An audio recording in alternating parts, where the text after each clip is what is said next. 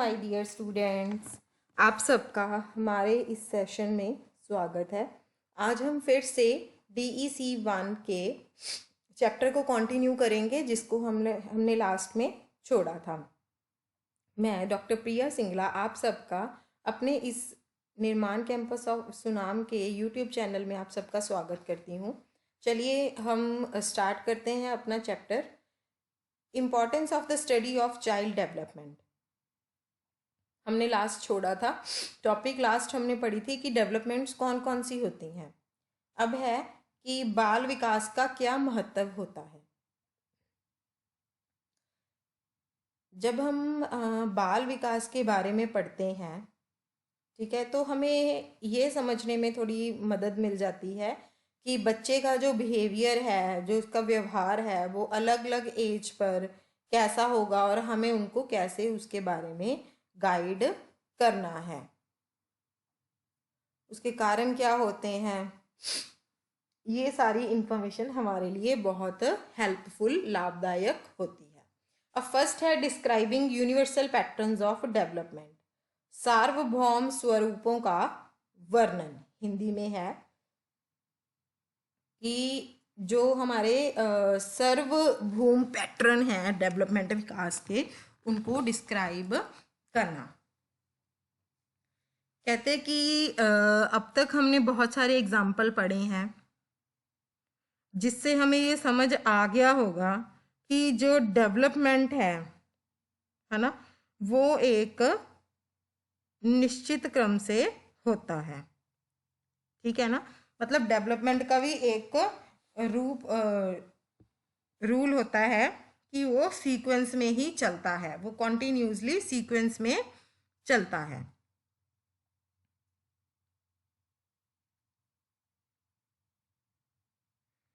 हर कोई बच्चा, ठीक है, पहले कैसे बात करता है, अपनी साउंड से या गेस्चर से, मतलब कि पहले वो या ध्वनि से या इशारों से अपनी बातचीत को बताता है।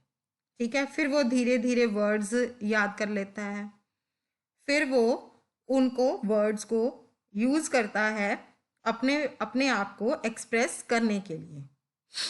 फिर धीरे धीरे एंड में वो बिल्कुल ही कंप्लीट और जो कि ग्रामर की तरफ से ग्रामेटिकली करेक्ट सेंटेंसेस होते हैं उनको यूज करना शुरू कर देता है। There is a similar sequence in the emergence of abilities in all areas of development। कह रहे हैं कि विकास के सारे क्षेत्र, विकास के जितने भी क्षेत्र हैं, उनमें जितनी भी हमारी एबिलिटीज हैं, यानी कि जितनी भी हमारी योग्यताएं हैं, उनको उभरने में एक ऐसा ही सीक्वेंस होता है, बिल्कुल सिमिलर। जैसे कि अब ऊपर एग्जांपल दी है कि पहले बच्चा साउंड और गेस्चर से कम्युनिकेट करता है, फिर वर्ड्स यूज करता है अपने आप को एक्सप्रेस करने के लिए, फिर वो कंप्लीट और ग्रामेटिकली करेक्ट सेंटेंसेस बोलता है। ऐसे ही डेवलपमेंट के विकास के सारे क्षेत्रों में हमारी जितनी भी बच्चे की योग्यताएं हैं, उसका इसी तरह से सीक्वेंस होता है। जो ये सीक्वेंस है या पैटर्न है, ये सारे बच्चों के लिए कॉमन होता है, एक समान होता है। इसका मतलब है कि जो हर कोई बच्चा है ना, वो एक ही तरह के सीक्वेंस से पास करता है, एक ही ऑर्डर में। ऐसे नहीं है कि जैसे किसी बच्चे ने पहले सेंटेंसेस सीख लिए फिर वर्ड सीख लिए, ऐसा कुछ नहीं है। सारे बच्चे एक ही तरह के ऑर्डर से पास करते हैं। विकास का कोई भी एरिया हो, विकास का कोई भी एरिया हो, बहुत सारे बच्चों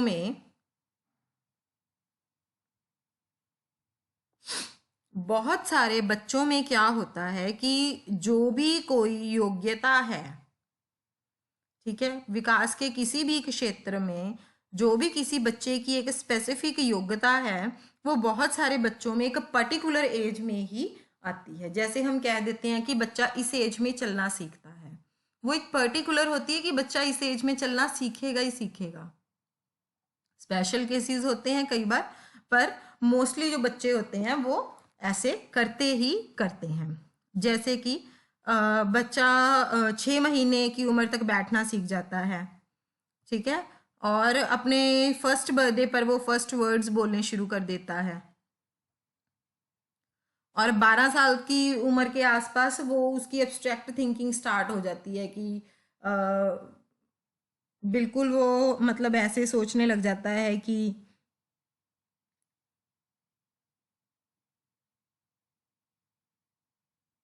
अमूर्त विचार जिसको कहते हैं कि वो 12 साल की उम्र में उसके दिमाग में आने शुरू हो जाते हैं।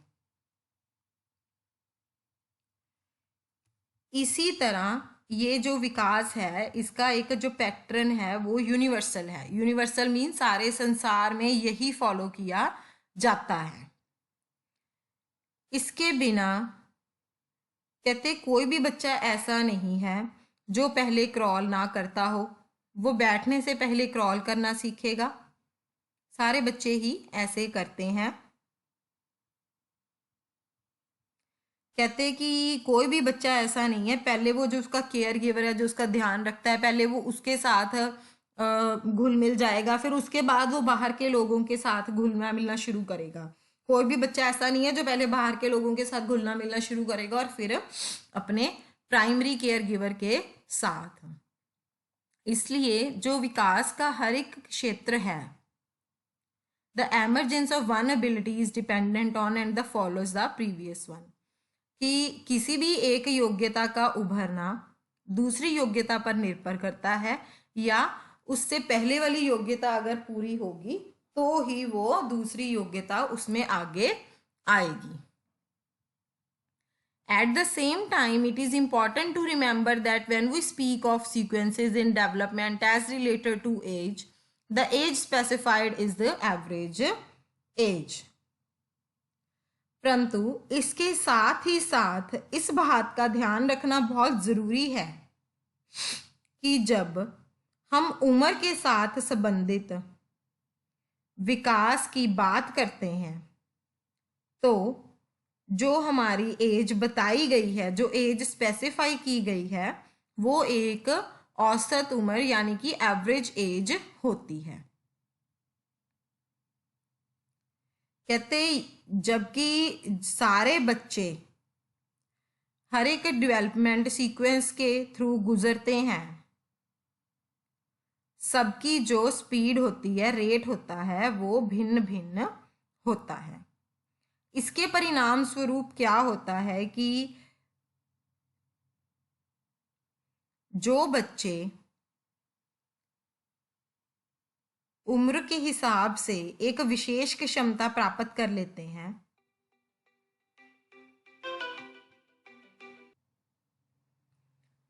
इसके परिणाम स्वरूप क्या होता है, individual differences in the age at which children acquire a particular ability, कि जिन उम्र के बच्चों में एक विशेष क्षमता प्राप्त होती है उसमें व्यक्तित्व रूप से भिन्नताएं होती हैं। Therefore, इसलिए जब हम कहते हैं कि बच्चा 1 साल की उम्र में चलना शुरू कर देता है, हो सकता है कि कई बार कोई बच्चा 9 महीने में भी चलना शुरू कर देता है, और दूसरा बच्चा 10 महीने में चलना शुरू कर देता है, और एक बच्चा 15 महीने में चलना शुरू करता है। इसी तरह when we say that the ability to carry out abstract thinking, इसीलिए जब हम कहते हैं कि कोई बच्चा 12 साल के अराउंड अपनी एब्स्ट्रैक्ट थिंकिंग सोचना शुरू कर देता है, तो एक जो एडलेसेंट है, ठीक है, वो इसको जल्दी भी करता है, पर जो दूसरा है वो इसको 12 साल से लेट भी कर सकता है। इसीलिए कहते हैं कि एक एज की रेंज होती है, एक एज का पैटर्न होता है, कि जैसे ये पहले वाला जो आ गया ये 9 to 15 मंथ्स हो गया, ठीक है, ये 12 से आगे और पीछे भी हो सकता है। तो ये एक पर्टिकुलर एबिलिटी को गेन करने की एक पर्टिकुलर एज रेंज होती है।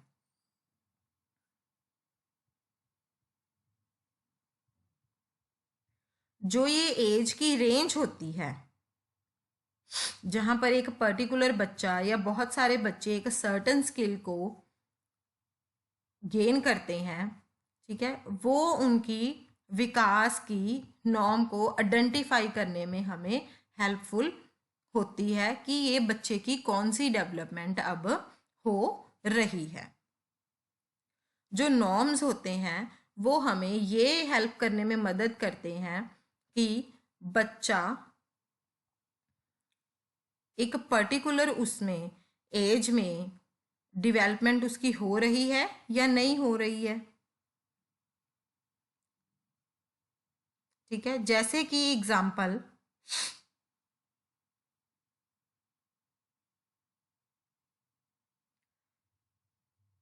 चलना आरंभ करने की जो एवरेज एज है वो 1 साल है, परंतु विकास की गति में भिन्नताओं के कारण बच्चे 9 और 13 महीनों के बीच भी कभी चलना आरंभ कर सकते हैं।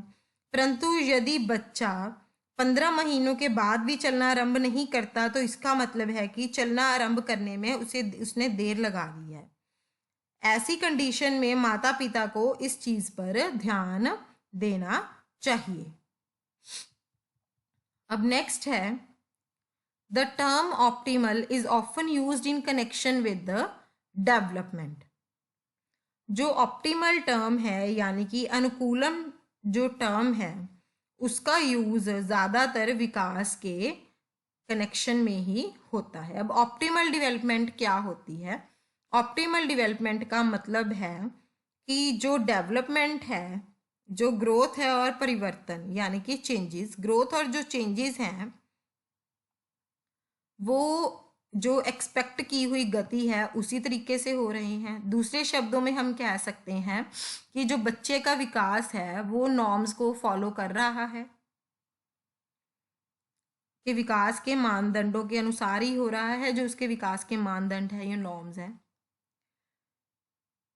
नॉर्मल सर्कमस्टांसिस के अंडर, नॉर्मल जो परिस्थितियां होती हैं उसके अंडर अगर कोई भी बच्चे को कोई विशेष समस्या ना हो तो जो उनकी ऑप्टिमल डेवलपमेंट है वो होगी ही होगी। नेक्स्ट है explaining individual differences in development.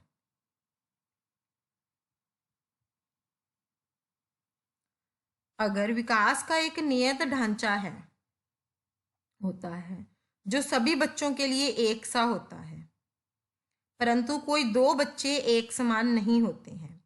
उनकी पसंद नापसंद, अभिरुचियां, दिलचस्पी,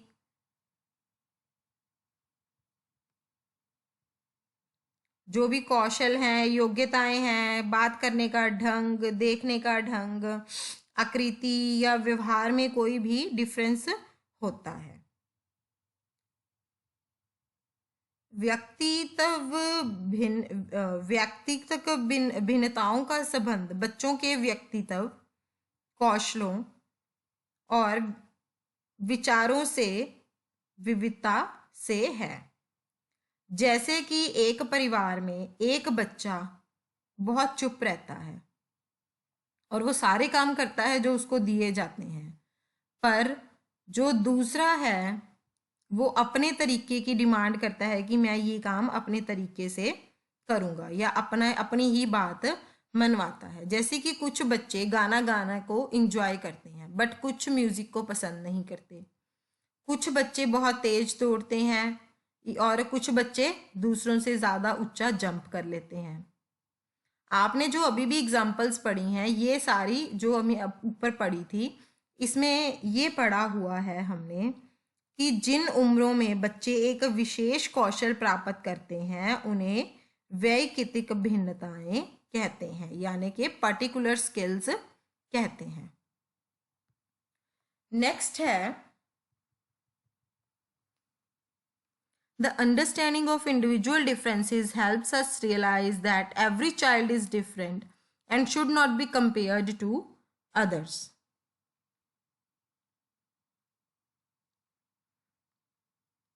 कि इस चीज़ से हमें ये रियलाइज़ होता है, ये हमें पता चलता है कि हर बच्चा दूसरे बच्चे से अलग होता है और उसकी एक बच्चे की तुलना हम दूसरे बच्चे से बिल्कुल भी नहीं कर सकते हैं। पर अगर एक बच्चा बहुत ज़्यादा अग्रेसिव है, यानी कि बहुत ज़्यादा झगड़ालू है और वो अपने दोस्तों से हमेशा लड़ता ही रहता है, तो उनको सिर्फ ये कहना सही नहीं होगा कि ये इसी तरह के हैं। हमें कोई ना कोई एफर्ट लगाना पड़ेगा उसको ये समझाने के लिए कि वो इस तरीके से बिहेव ना करे, उसको इस तरीके से बिहेव करना चाहिए। जो बच्चे थोड़े अग्रेसिव होते हैं वो बड़ों की अटेंशन पाने के लिए ऐसा काम कर सकते हैं। इसकी वजह क्या होती है कि शायद उनको इनसिक्योरिटी होती है किसी ना किसी चीज़ से। ऐसे केसेस में क्या होता है, ये एक बच्चों का ही बड़ों का एटीट्यूड है जो बच्चों को ऐसा बिहेव करने पर मजबूर करता है। नेक्स्ट है अंडरस्टैंडिंग ह्यूमन बिहेवियर।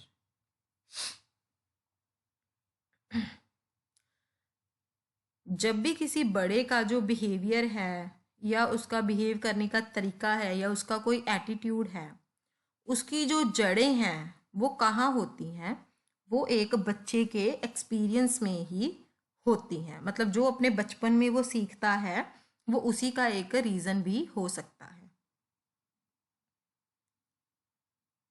कि जैसे कोई एक इंसान है, उसका अगर उसको किसी चीज़ में सफलता मिलती है तो वो कैसे रिएक्ट करता है, अगर फेलियर मिलता है तो वो कैसे रिएक्ट करता है, वो चैलेंजेस को फेस करता है तब वो कैसे रिएक्ट करता है। ये सारे एक्सपीरियंसेस जब वो अपनी अर्ली एज की लाइफ में जो सीखता है वो उससे ही रिलेटेड होता है उसका बिहेवियर। अगर कोई बच्चे को ये फील हो कि उसको वो प्यार और अटेंशन अपने पेरेंट्स से नहीं मिल रहा है जो कि उसको मिलना चाहिए, तो वो जब बड़ा हो जाता है तो उसको ये लगता है कि उसको कोई भी पसंद नहीं करता है। जब उसको ऐसे लगे कि कोई उसको प्यार या अटेंशन नहीं दे रहा है उसके पेरेंट्स, तब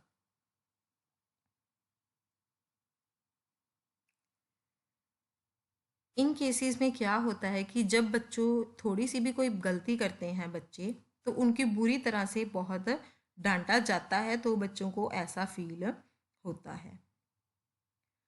ऐसा करने से क्या होता है, जैसे जैसे वो बड़े होते जाते हैं तो वो कोई भी काम को शुरू करने से पहले हमेशा डरते हैं। ये भी याद रखना, ध्यान रखना बहुत ही ज़रूरी है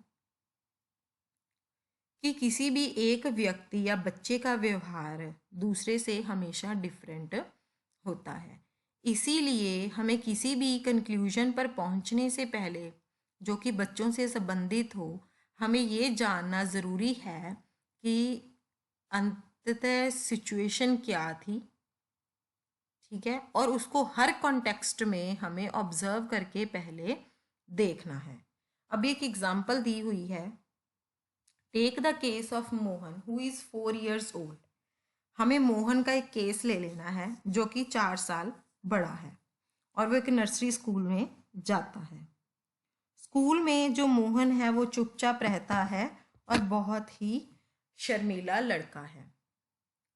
उसके कोई भी दोस्त नहीं है और he doesn't speak a single word in the 4 hours that he is in the school. जब वो चार चार घंटे स्कूल में रहता है तो वो एक भी वर्ड को नहीं बोलता है।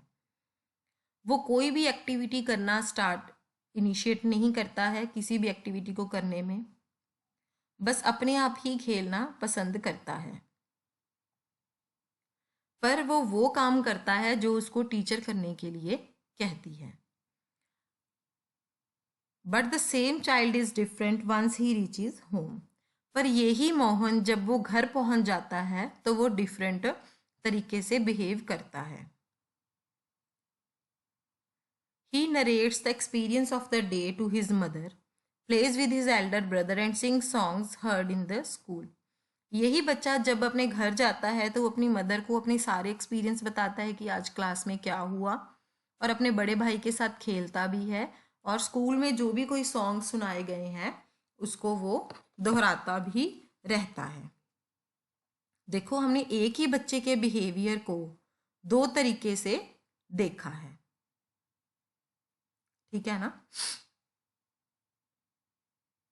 दोनों मतलब बच्चे का व्यवहार कितना अलग है, स्कूल में बिल्कुल डिफरेंट है और घर पर आकर बिल्कुल डिफरेंट है। अगर एक बंदे ने मोहन को स्कूल की सिचुएशन में सिर्फ ऑब्जर्व किया हो, वो क्या कंक्लूड करेगा? वो कहेगा कि मोहन एक बहुत ही शर्मीला बच्चा है, ठीक है। बट ये तो कंप्लीटली बिल्कुल भी सही नहीं है। अगर किसी ने उसको दोनों घर और स्कूल में ऑब्जर्व किया हो,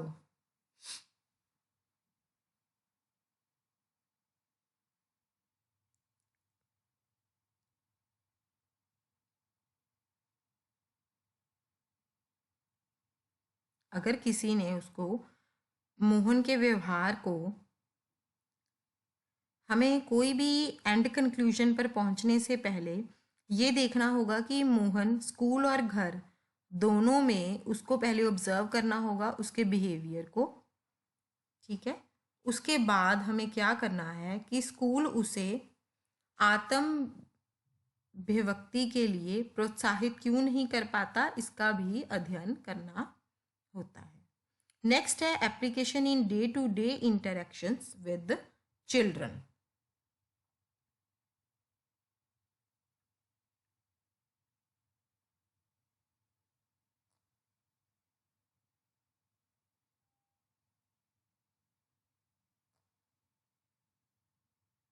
A description of the universal patterns in development and an explanation of individual differences in relation to norms provides an understanding of children which is useful our day to day interactions with them. अगर हमने विकास में हुए universal pattern के description, ठीक है, और जो हमने पहले इंडिविजुअल डिफरेंसेस की एक्सप्लेनेशन को, जो कि नॉर्म के साथ रिलेशन में पड़ा है, तो हम उसके लिए हम एक बच्चे के लिए एक अंडरस्टैंडिंग बना सकते हैं, ठीक है, जो कि हमें उसकी डे टू डे उसके साथ इंटरेक्ट करने में हेल्प करेगी। It provides an awareness of what children can do and a sensitivity to deal with them and help in their development. इससे क्या होता है कि हमें इस बारे में अवेयरनेस हो जाती है कि जो एक बच्चा है वो पूरे दिन में क्या करता है, ठीक है, और उनकी किसको लेके ज़्यादा सेंसिटिविटी होती है, किसके साथ वो डील करता है, ये सारी बातें उनके विकास में हमारे लिए सहायक हो सकती हैं। जो नॉर्म्स होते हैं,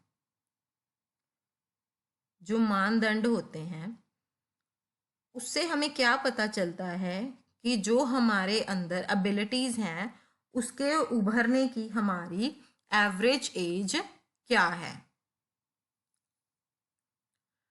वो हमारे पेरेंट्स को और प्रोफेशनल्स को ये जानने में सहायता मिल जाती है उससे कि जो बच्चों का विकास है वो एवरेज एज वर्ग में हो रहा है या नहीं हो रहा है।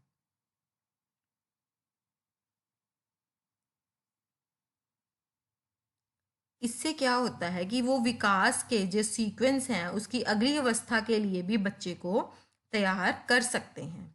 एक उदाहरण है, a child who is ready to talk may be given opportunities and encouragement to do so. एक बच्चा जो बोलने के लिए तैयार है, बिल्कुल जो बोलना शुरू करने वाला होता है, तो उसे इसके लिए हो सकता है अपॉर्चुनिटीज भी दी गई हूँ और हौसला भी दिया जा सकता है, जैसे उसके साथ भाषा के खेल खेलना, ठीक है, या फिर गाना गाना। हम इसके बारे में आगे थोड़ा डिटेल में पढ़ेंगे। With the knowledge about the norms of the development, the caregiver can plan activities for children that would be of interest to them and in accordance with their abilities.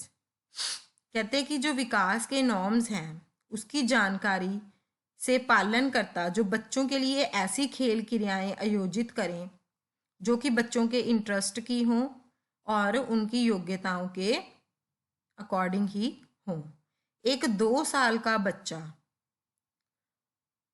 वो उसकी इतनी एबिलिटी नहीं होती है, physical ability, कि वो लिखना शुरू कर दे, तो हम उसको फोर्स करते हैं कि या तो वो लिखे या वो याद करे।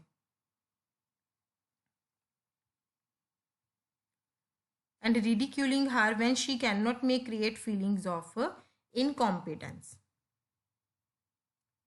यदि हम बच्चे से जबरदस्ती कोई भी चीज़ लिखवाएं, ठीक है, या जब उसको इस चीज़ में सफलता नहीं मिलेगी तो उसका मजाक बनाएं, ठीक है, तो इससे क्या हो सकता है, बच्चे में अयोग्यता की भावना आ सकती है। अगर यही काम आप किसी 4 या 5 साल के बच्चे से करवाओगे तो वो तो बहुत ही कम समय में ये काम सीख जाएगा। कोई भी काम अगर हम बच्चे से एक्सपेक्ट करते हैं, अगर वो उसको करने के लिए रेडी नहीं है, तो उसमें इस तरीके से उसमें इनएडिक्वेसी और इन्फीरियरिटी की भावना आ जाती है।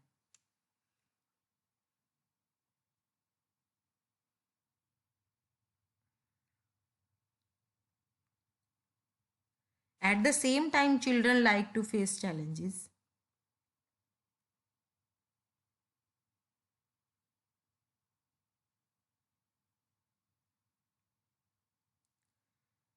क्या होता है कि सेम समय पे बहुत सारे बच्चे ऐसे होते हैं जो चैलेंज फेस करना पसंद करते हैं। वो सारी एक्टिविटीज़ को इंजॉय करते हैं जो थोड़ी सी मुश्किल होती हैं। Then those they have mastered but which are not so difficult in that they can not do despite, मतलब वो सारी एक्टिविटीज़ जो वो कर रहे हैं उससे थोड़ी सी डिफ़िकल्ट हो। A child who has learned to do simple addition while enjoying learning to add 2-digit figures but will not interested if she is asked to do multiplication। कहते एक बच्चा सिंपल एडिशन को करना सीख जाता है और वो उसमें इंजॉय भी करता है उसको याद करना 2 डिजिट के फिगर्स को, बट अगर उसको मल्टीप्लिकेशन कही जाए पर वो उसमें इंटरेस्टेड नहीं होता, क्यों उसको वो ये डिफ़िकल्ट लगती है। अगर हम उसको दोबारा से फिर कहें कि एक सिंपल एडिशन का क्वेश्चन तुम करोगे, ठीक है, तो फिर बच्चा उसमें भी अपना इंटरेस्ट लूज कर देता है। जो बच्चे के विकास की नॉलेज है वो हमें क्यों होनी चाहिए, वो इसलिए होनी चाहिए ताकि हम ये चूज़ कर सकें कि हमें किस उम्र में बच्चे के कौन से विकास के लिए कौन सी एक्टिविटीज़ करनी है। ठीक है, जैसे कि आपको जो आपका DEC4 का मैनुअल है या DEC4 आप करते हो, उसमें आपको बच्चों को एक्टिविटीज़ करवानी होती है। ठीक है, अगर आप ये मैनुअल, आपको ये नॉलेज होगी तो ही आप बच्चों के लिए एक्टिविटीज़ को सेलेक्ट कर पाओगे। रिसर्च फाइंडिंग्स जो हैं वो इसके बारे में इंफॉर्मेशन प्रोवाइड करती हैं कि डिफरेंट एज पर बच्चों की कौन सी इंफॉर्मेशन चाहिए होती है, और ये इंफॉर्मेशन जो है वो बच्चे के लिए health, nutrition and educational programs बनाने में हेल्प करती है। कहते कि जब हम एंड में कंक्लूजन कर रहे हैं जो हमने अभी पढ़ी हैं, ठीक है, तो हमें एक बात का ध्यान रखना बहुत ज़रूरी है कि विकास के बारे में बात करते समय हम केवल संभावनाओं की ही बात कर सकते हैं। हम निश्चित रूप से कभी यह नहीं कह सकते कि अगर बच्चे को विशेष अनुभव हुआ है तो वो एक निश्चित विकास उसका आवश्यक ही होता है। एग्जाम्पल, हम ये नहीं कह सकते कि बच्चा शुरू के सालों में अपने माता पिता के साथ संतोषजनक संबंध नहीं बना पाया।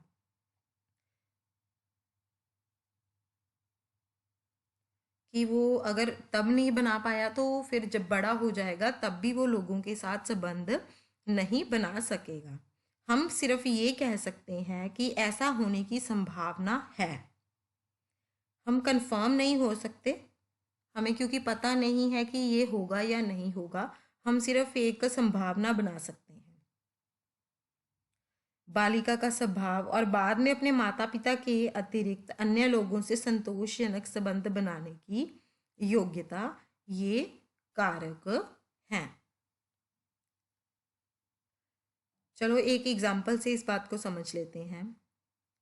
दो बच्चे जिनका पहले मजाक उड़ाया जाता है, उन दोनों में से एक तो बिल्कुल शर्मीली है और अंतर्मुखी बन जाती है, जबकि जो दूसरी है वो इस बात को अपनी एक चुनौती समझकर अपनी योग्यता सिद्ध करने का प्रयास करती है।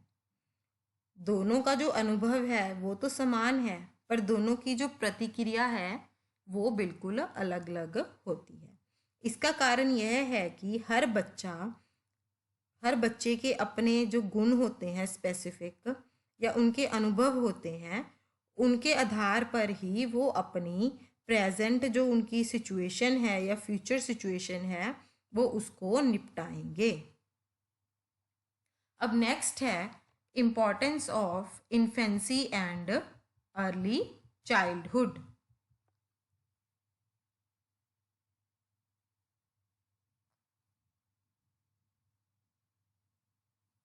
Importance of infancy and early childhood.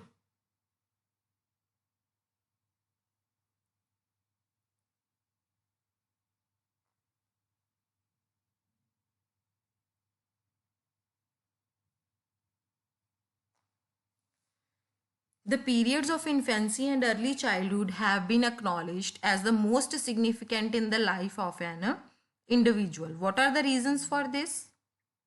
कहते कि इन्फेंसी और अर्ली चाइल्डहुड में, ठीक है, एक इंसान की ज़िंदगी के ये बहुत ही महत्वपूर्ण साल माने जाते हैं। इनके पीछे क्या रीज़न है?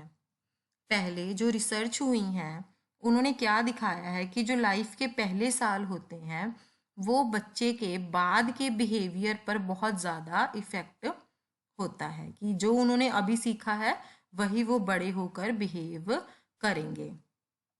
उनका सोचने का ढंग बड़े होकर, या बोलने का, बिहेव करने का ढंग जो होता है वो उनके अर्ली चाइल्डहुड के एक्सपीरियंस पर ही ट्रेस किया जा सकता है।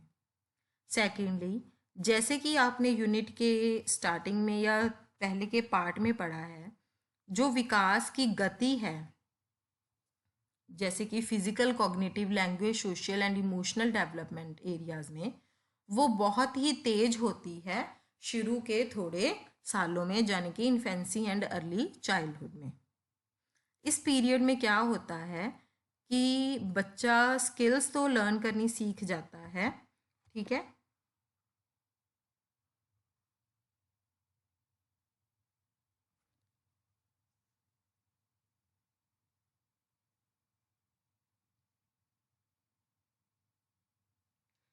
उन कौशलों को वो सीख जाता है जिसको बाद में सीखना बहुत डिफ़िकल्ट होता है और कभी कभी इम्पॉसिबल भी होता है बाद के सालों में सीखना।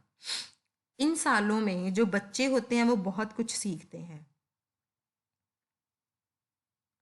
ठीक है, और ये जो बच्चे सीखते हैं इसी से इनका अडल्टहुड बनता है। बच्चे देखते हैं अपने बड़ों को बहुत सारे रिलेशंस में, जैसे father, mother, sister, brother, grandfather and और बहुत सारे रोल्स जैसे वीवर, डॉक्टर और पोस्टमैन में छोटे बच्चे देखते हैं ना ये सब कुछ। The preparation for adult roles, which begins in the childhood, is partly a result of direct teaching by the parents and partly as a result of observation and imitation of adults by the children. कहते कि बच्चे ये सारी भूमिकाएं निभाने की तैयारी बचपन से ही शुरू कर लेते हैं, ठीक है। इस तैयारी में कुछ योगदान तो उनके माता पिता का भी होता है, जो माता पिता उनको सिखाते हैं, पर कुछ बच्चे अपने बिहेवियर से या अपने ऑब्जर्वेशन से भी सीख जाते हैं। सीखना और कौशल प्राप्त करना ये तो सारी उम्र ही चलता रहता है, परंतु इतने कम समय में इतने वैरायटी ऑफ जो कौशल हैं वो व्यक्ति फिर कभी भी सीख नहीं पाता है, जो छोटी उम्र में वो सीख लेता है।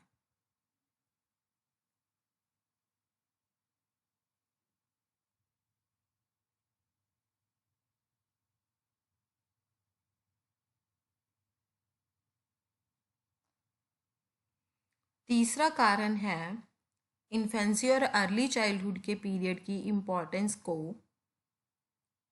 सेकंड से कैसे अराइज किया जाता है।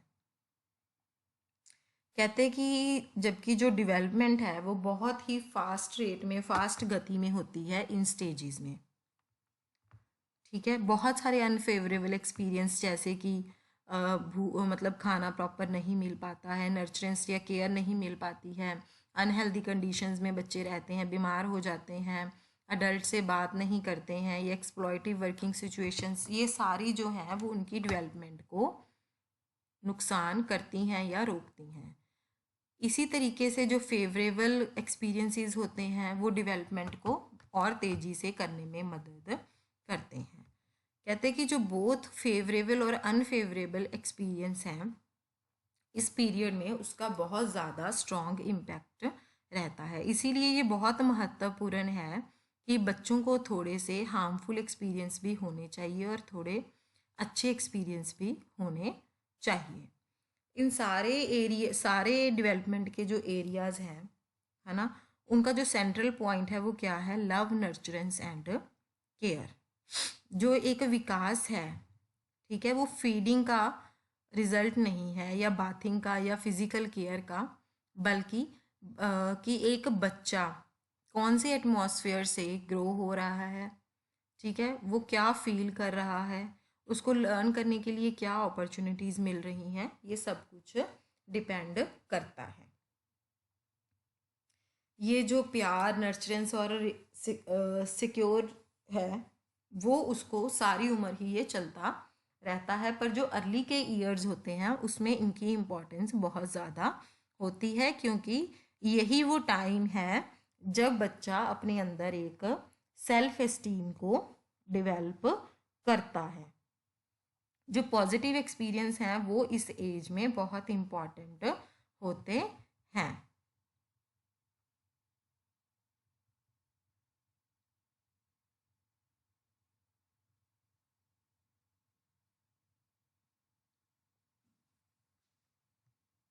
कहते हैं कि सिक्योरिटी और कॉन्फिडेंस भी बहुत इम्पॉर्टेंट है फील करना। ये क्यों इम्पॉर्टेंट है? क्योंकि ये बच्चे के एटीट्यूड पर प्रभाव डालते हैं। जब एक बच्चा कोई काम करता है, जैसे कि जब एक बच्चा साइकिल चलाना सीखता है या वो स्कूल में कुछ अच्छा करता है या अपने नए दोस्त बनाता है, ठीक है, या नेट चलाना सीखता है, अगर वो इन सारी चीज़ों के लिए कॉन्फिडेंट नहीं होगा तो उनको इन चीज़ों में कभी भी सफलता नहीं मिलेगी।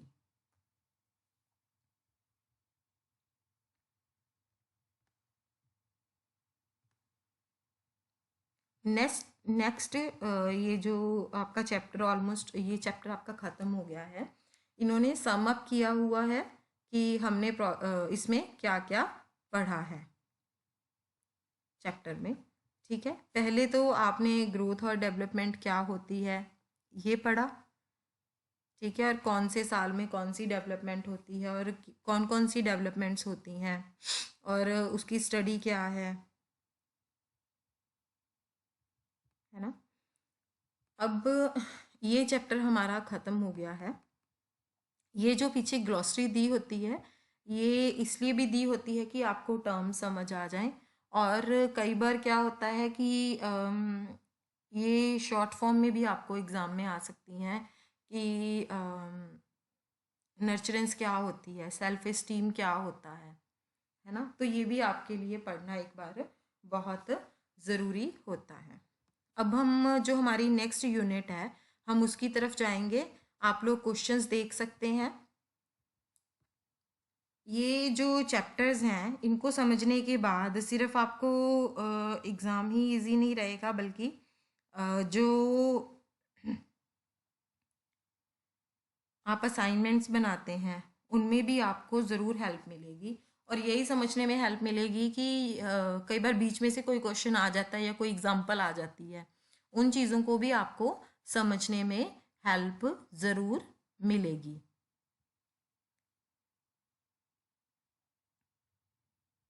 अब हमारी नेक्स्ट यूनिट है यूनिट 3।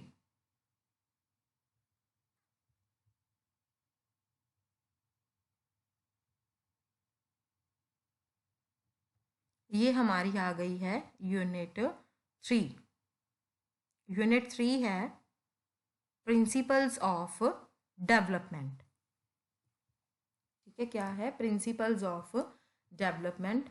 जो इंग्लिश मैनुअल वाले हैं वो 34 पेज नंबर ओपन कीजिए अपने मैनुअल में, और जो हिंदी मैनुअल वाले हैं वो इकाई 3 वो पेज नंबर 38 ओपन कर लीजिए। चलिए अब हम देखते हैं what are the principles of development. सबसे पहले इंट्रोडक्शन, फिर कौन कौन से प्रिंसिपल्स हैं डेवलपमेंट के, फिर डेवलपमेंट पर उनका क्या प्रभाव होता है, ये हम पढ़ेंगे इस चैप्टर में। सबसे पहले है इंट्रोडक्शन।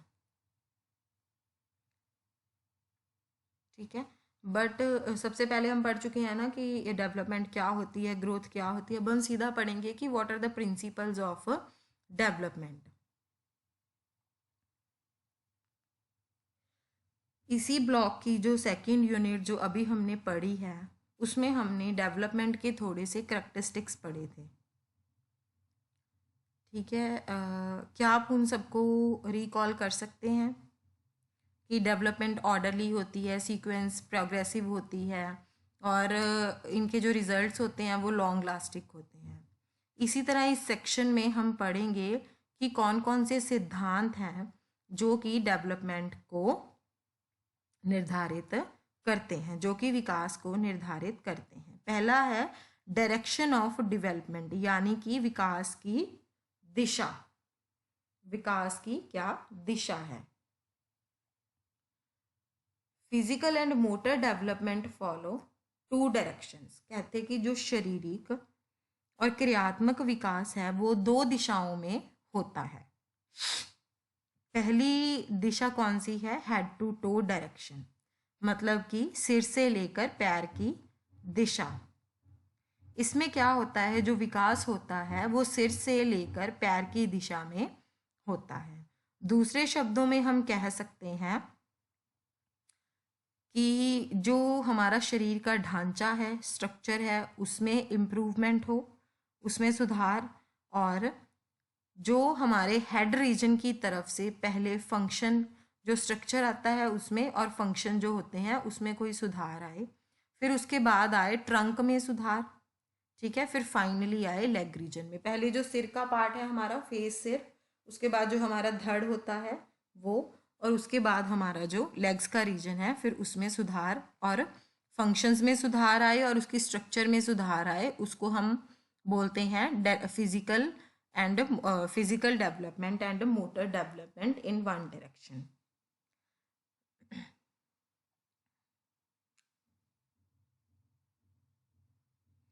ये जो वन डायरेक्शन का डेवलपमेंट का वो है, ये कहाँ एप्लीकेबल होता है? ये जो प्रिंसिपल है हेड टू टो डायरेक्शन वाला, ये prenatal and postnatal, यानी कि बच्चे के बर्थ से पहले जब वो माँ के पेट में होता है, और बच्चे के बर्थ के बाद ये एप्लीकेबल होता है प्रिंसिपल। ये ऑब्जर्व किया गया है कि एम्ब्रियो में सबसे पहले जो सिर का एरिया होता है वो डिवेल्प होता है, उसके बाद धड़ डिवेल्प होता है, फिर बच्चे की जो लिम्स हैं, लेग्स वगैरह, वो डिवेल्प होती हैं। आफ्टर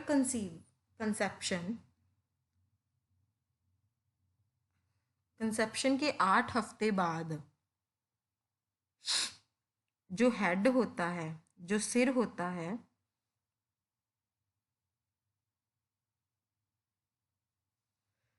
उसकी पूरी लंबाई का आधा हिस्सा सिर की लंबाई होती है।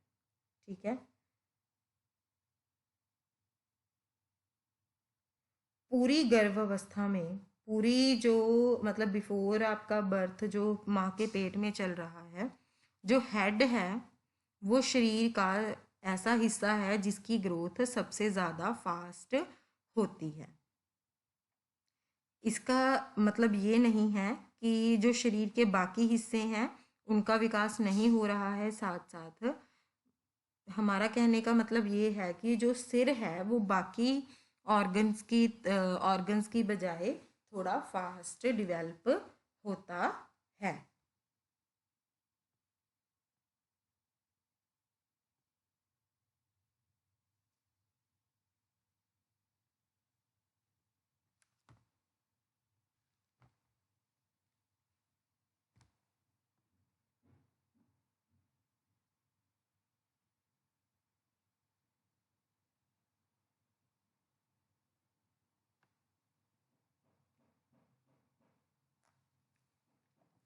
विकास की दिशा के संदर्भ में यह बताना भी बहुत महत्वपूर्ण है कि जब शरीर का एक हिस्सा तेज गति से बढ़ रहा होता है तो उसके साथ साथ शरीर के अन्य हिस्से भी विकसित तो होते ही हैं, परंतु उनकी विकास की दर तीव्र गति से विकसित होने वाले हिस्से की अपेक्षाता थोड़ी धीमी होती है।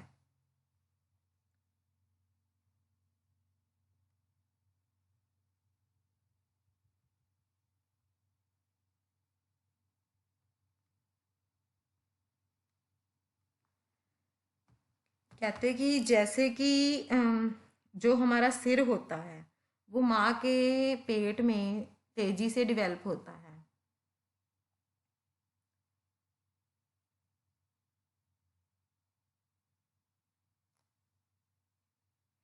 जब बच्चे का जन्म होता है तो वही मतलब सबसे ज़्यादा डेवलप्ड होता है बच्चे का, और बर्थ के बाद जो बच्चे की डेवलपमेंट का फोकस है वो शिफ्ट हो जाता है to downwards to the other areas of the body. जो बॉडी के बाकी एरियाज हैं वहाँ पर वो शिफ्ट हो जाता है।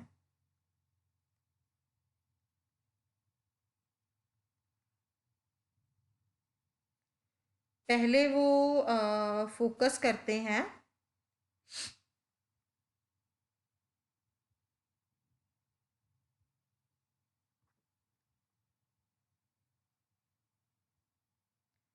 पहले वो इस चीज़ पर फोकस करते हैं कि फर्स्ट जो है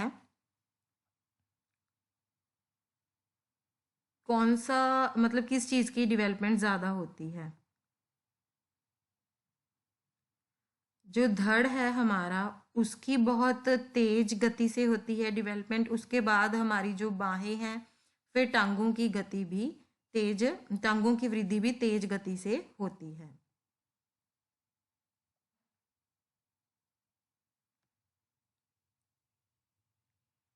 यह बिल्कुल साफ है कि अगर हम ग्रोथ की तरफ ध्यान दें, ठीक है, तो हमारे जन्म से लेके हमारी मैच्योरिटी तक हमारे शरीर के बहुत सारे पार्ट हैं जो कि ग्रो होते रहते हैं। हमारे बर्थ से लेके हमारी मैच्योरिटी तक सिर्फ एक सिर ही ऐसा है जिसकी जो साइज़ है उसका डबल हो जाता है। जो हमारी बॉडी के लोअर पार्ट्स होते हैं वो भी अडल्ट साइज तक धीरे धीरे पहुंचने शुरू कर देते हैं। जो टॉर्सो है, जो धड़ है वो लेंथ में ट्रिपल हो जाता है। बाहें और जो आपके हाथ हैं वो भी 4 गुना तक लेंथ में बढ़ जाते हैं, और जो लेग्स और फीट्स हैं वो भी 5 गुना तक बढ़ जाते हैं। अब है मोटर डेवलपमेंट। जो मोटर डेवलपमेंट है that also follows the head to toe direction of the development.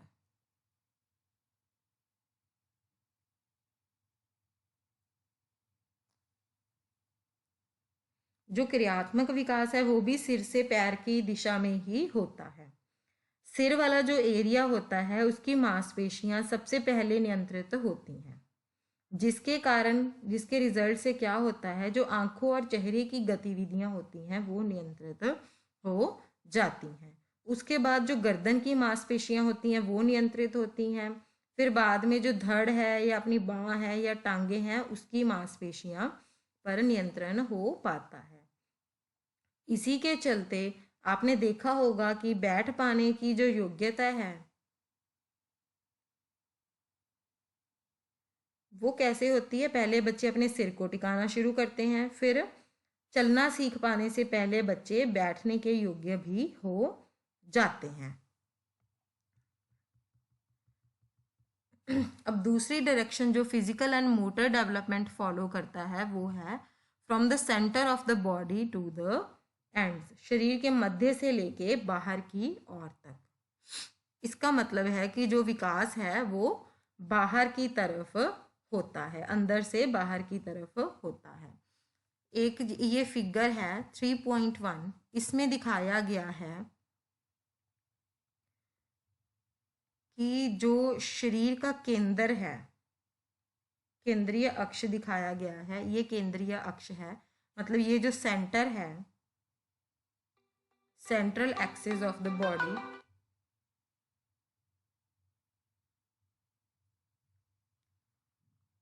Central axis of the body दिखाया गया है। ठीक है, the body parts and muscles which are near the axis grow and those which are the farthest are the last to develop। कि जो अंग और मांसपेशियां शरीर के अक्ष के नजदीक होती हैं वे पहले विकसित होती हैं, जो अक्ष से दूर होती हैं वो बाद में विकसित होती हैं। जन्म से पहले जैसे सिर, ठीक है ना, जन्म से पहले सिर हो गया, हमारी स्पाइनल कोड होगी, हमारा दिल हो गया, या हमारी ट्रंक हो गया, है ना, वो शरीर के मध्य में होते हैं, इसलिए वो पहले विकसित होते हैं। ठीक है, फिर जो बाहें होती हैं और टांगे होती हैं वो अक्ष से दूर होती हैं, इसीलिए वो थोड़ी लेट डिवेल्प होती हैं। और जो उंगलियों और वो पंजे हैं वो बिल्कुल अंतिम छोर पर डिवेल्प होते हैं, सबसे अंत में वो डिवेल्प होते हैं। ये जो प्रिंसिपल है ये क्रियात्मक समन्वय में भी प्रत्यक्ष देखा जा सकता है। सबसे पहले बच्चा कंधों की मांसपेशियों सबसे पहले बच्चा कंधों की मांसपेशियों का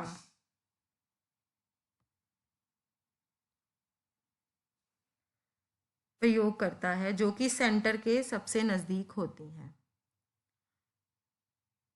इससे पहले कि वो फिंगर्स की मांसपेशियों को यूज करने के योग्य हो जाए, जो कि शरीर के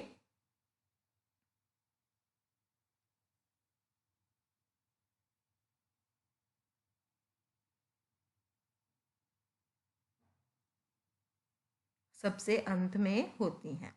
यदि आप बच्चे को किसी वस्तु की ओर हाथ बढ़ाते हुए देखें तो आपका यह बात बिल्कुल स्पष्ट हो जाएगी। 3 महीने का बच्चा पास पड़ी वस्तु को लेने के लिए अपनी पूरी बांह का प्रयोग करता है। जैसे जैसे वो बड़ा होता जाता है वह पास पड़ी वस्तुओं तक पहुंचने के लिए केवल कोहनी का ही प्रयोग करता है।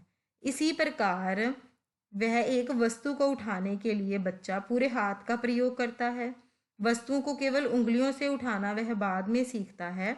इससे स्पष्ट यह होता है कि बच्चा उंगलियों की मांसपेशियों के प्रयोग से पहले कंधों की मांसपेशियों का प्रयोग करता है। जो उंगलियों की मांसपेशियां हैं वो शरीर के सिरे पर होती हैं, जो कंधों की मांसपेशियां वो मध्य के पास होती हैं। इसी प्रकार जो बच्चा है वो पंजों पर नियंत्रण करने से पहले अपनी टांगों की गतिविधियों पर नियंत्रण करता है।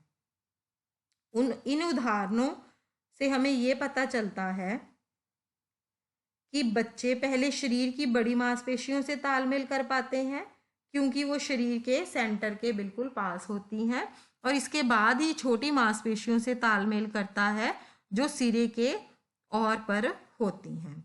अब जो हमने चित्र 3.2 देखा था उसमें विकास के दोनों सिद्धांत सिर से पैर और मध्य से सिरे की ओर दर्शाता है। ये देखिए, पहले ये फिर ये वाली डेवलपमेंट।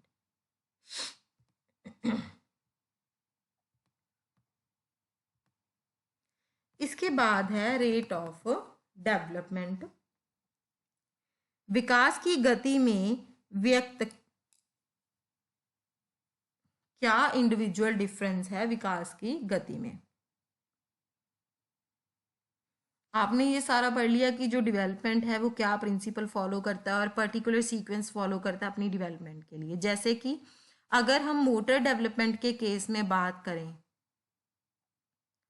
पहले बच्चा अपनी बैक के बल पे रोल करना शुरू करेगा, फिर वो बैठना शुरू करेगा, फिर वो क्रीप करना शुरू करेगा, फिर चलना शुरू करेगा, फिर भागना शुरू करेगा, फिर चढ़ना, और ऐसे ही उसकी बाकी सारी डेवलपमेंट होगी। और सारे ही बच्चों का जो विकास है वो इन स्टेजेस के थ्रू ही गुजरता है। अगर आप पहले जो हमने अर्लियर यूनिट में पढ़ा है, अगर आप उसको रिकॉल करके देखें, the ages at which children acquire these abilities are different. हमने पढ़ा था ना कि ऐसा स्पेसिफिक नहीं होता है कि बच्चा ये 9 महीने में ही सीखेगा। हर बच्चा हो सकता है वो 9 महीने में सीखे, 10 में सीखे, ऐसे अलग अलग भी होती हैं। जैसे कि अगर एक बच्चा 9 महीने में चलना सीख रहा है तो दूसरा हो सकता है वो 13 मंथ्स में सीखे। इसका मतलब है कि अगर डेवलपमेंट जो विकास है वो एक ही सीक्वेंस से, एक ही ऑर्डर को फॉलो करता है, तो उनकी विकास की गति में डिफरेंस ज़रूर होता ही होता है।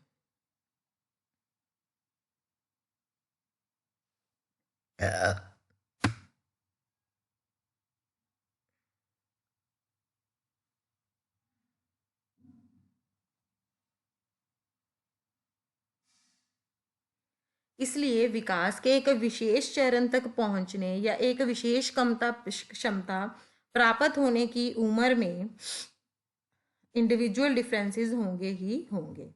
विकास में इन इंडिविजुअल डिफरेंसेस के कारण ही कुछ बच्चों को तो 3 वर्ष की उम्र में ही रंगों की पहचान हो जाती है और वो उनके नाम सीख लेते हैं, जबकि कुछ बच्चे 5 साल की उम्र में यह सीखते हैं। इसलिए यह संभव है कि एक लड़की का मासिक धर्म 10 वर्ष की उम्र में आरंभ हो और दूसरी का 13 वर्ष की आयु में भी हो सकता है। ऐसा भी संभव है कि एक लड़के की जो वृद्धि है, विकास है, वो तेज हो और वह 12 वर्ष की उम्र तक अपनी पूरी लंबाई तक पहुंच जाए, जबकि एक दूसरा बच्चा, उसकी डेवलपमेंट ग्रोथ जो है वो बिल्कुल स्लो हो और वो 16 वर्ष की उम्र में ही अपनी लंबाई पर जाकर पहुंचे। Sex differences in the rate of children. विकास की गति में लिंग संबंधी क्या क्या डिफरेंसेस हैं? बॉयज और गर्ल्स में बहुत सारे डिफरेंसेस होते हैं जब विकास की बात आती है। तो जब बच्चा माँ के पेट में होता है, जो लड़कियों का स्केलेटल सिस्टम है वो लड़कों की बजाय थोड़ा तेजी से ग्रो होता है। इसीलिए बर्थ के टाइम जो लड़कियां होती हैं वो अपने स्केलेटल सिस्टम से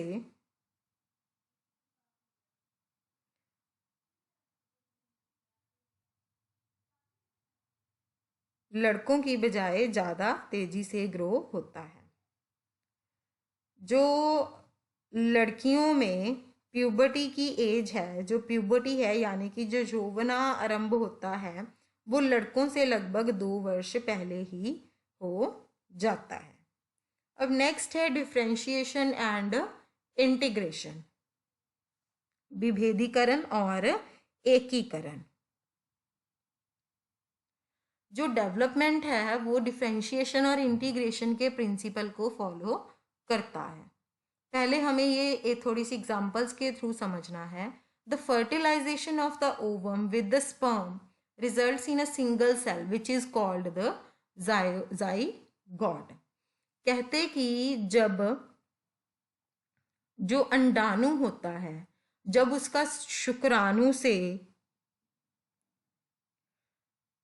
निषेचन होता है, जबकि जो अंडाणु और शिकाणु उनका फर्टिलाइजेशन होता है, तो उससे क्या परिणाम होता है कि एक कोशिका, एक सिंगल सेल डेवलप होता है जिसको हम बोलते हैं ज़ाइगोट। ये जो ज़ाइगोट होता है, ठीक है, फिर ये बहुत ही तेज गति से सेल्स में बढ़ता रहता है। ठीक है, ये एक ज़ाइगोट डेवलप हो गया। फिर ये ज़ाइगोट जो है वो बहुत ही तेज गति से बहुत सारे सेल्स में डेवलप होना शुरू हो जाता है। ये जो सेल्स होते हैं इनमें सब में डिफरेंट विशेषताएं होती हैं और ये डिफरेंट टिश्यूओं से बना होता है, जैसे कि नर्व्स, बोन्स, ब्लड, ऐसे ही। और हर किसी का अपना अलग फंक्शन होता है। ये जो अलग अलग जितनी भी सारे टिश्यूज होते हैं,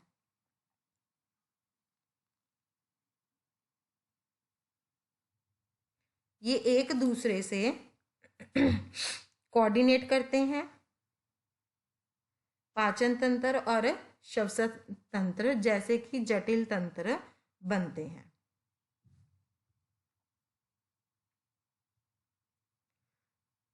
जैसे कि जब जाइगोट की एक ही प्रकार की कोशिकाएं विभिन्न ऊतकों जैसे कि स्नायु व हड्डियों में परिवर्तित होते हैं, तो इसी प्रक्रिया को विभेदीकरण कहते हैं।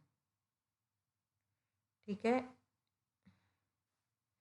डिफ्रेंशिएट का क्या मतलब है? डिफ्रेंशिएट का मतलब है कि जो विकास है वो पहले सिंपल से कॉम्प्लेक्स होता है, यानी कि सरल से जटिल होता है, और जर्नल से स्पेसिफिक होता है।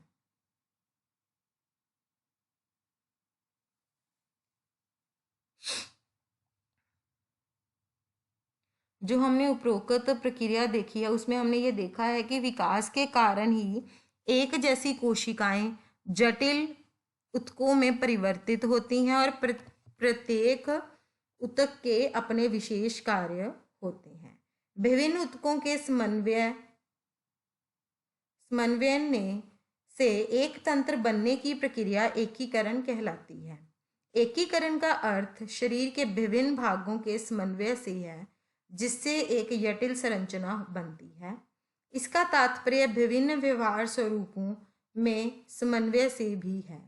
इसके कारण व्यवहार में और अधिक जटिलता आती है।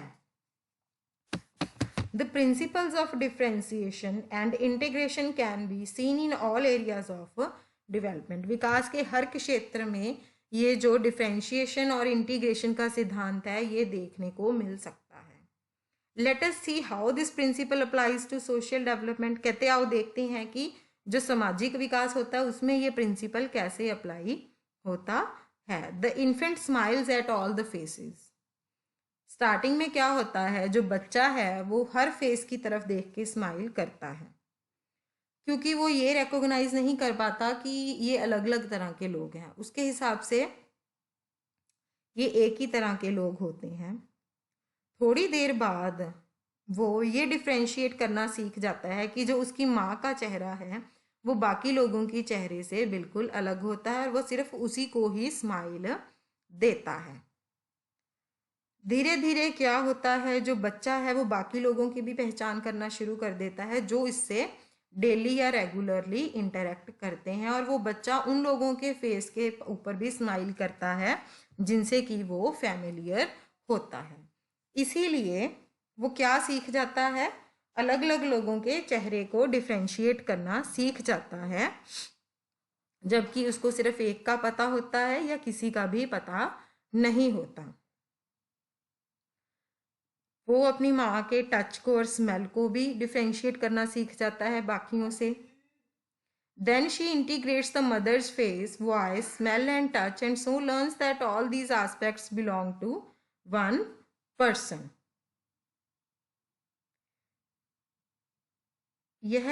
वो यह भी समझने लग जाता है। फिर वह अपनी माँ के चेहरे, आवाज़, गंध और स्पर्श का एकीकरण करता है, और यह समझने लगता है कि ये सभी पहलू एक ही व्यक्ति से संबंधित होते हैं। नेक्स्ट है cognitive development. Cognitive development also proceeds through differentiation and integration. जो संज्ञानात्मक विकास है वो भी डिफरेंशिएशन और इंटीग्रेशन के प्रिंसिपल को फॉलो करता है। इसमें क्या है कि जो बच्चा है, ठीक है, वो पहले ज़्यादा और कम में डिफरेंशिएट करना सीखता है। This later helps her to learn the more specific concept of number. बाद में उसको ये भी सीखने को मिल जाता है कि जो नंबर हैं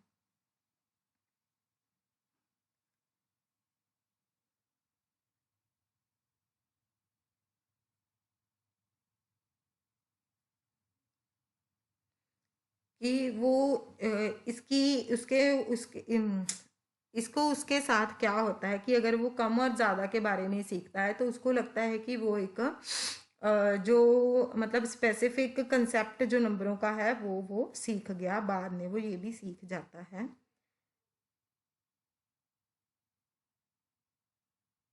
इसका मतलब ये होता है कि वो 1 2 3 का अर्थ समझने लगता है। इन संकल्पनाओं के एकीकरण के आधार पर वह जोड़, घटाना, गुणा और भाग जैसी कई मुश्किल जो संकल्पनाएं होती हैं उनको भी वो सीख लेता है। इसी तरह जब बच्चा चलना सीख लेता है, as she grows older the walking differentiate into the mopping, running, skipping and so on। जब बच्चा पहले अधिक और कम के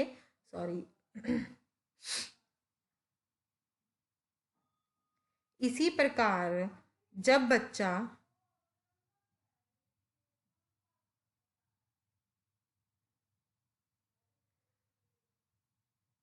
चलना सीखता है, जैसे जैसे वह बड़ा होता है चलने के स्वरूप में विभेदीकरण भी होने लगता है, वह फुदकने, दौड़ने, कूदने भी लगता है। जब बच्चा चलना सीखता है तो वह केवल अंत के लिए चलता है, बाद में वह किसी वस्तु को एक से दूसरे स्थान पर ले जाने के लिए चलता है और बाद में चलना वस्तुओं को एक स्थान से दूसरे स्थान पर ले जाने से एकीकृत भी हो जाता है।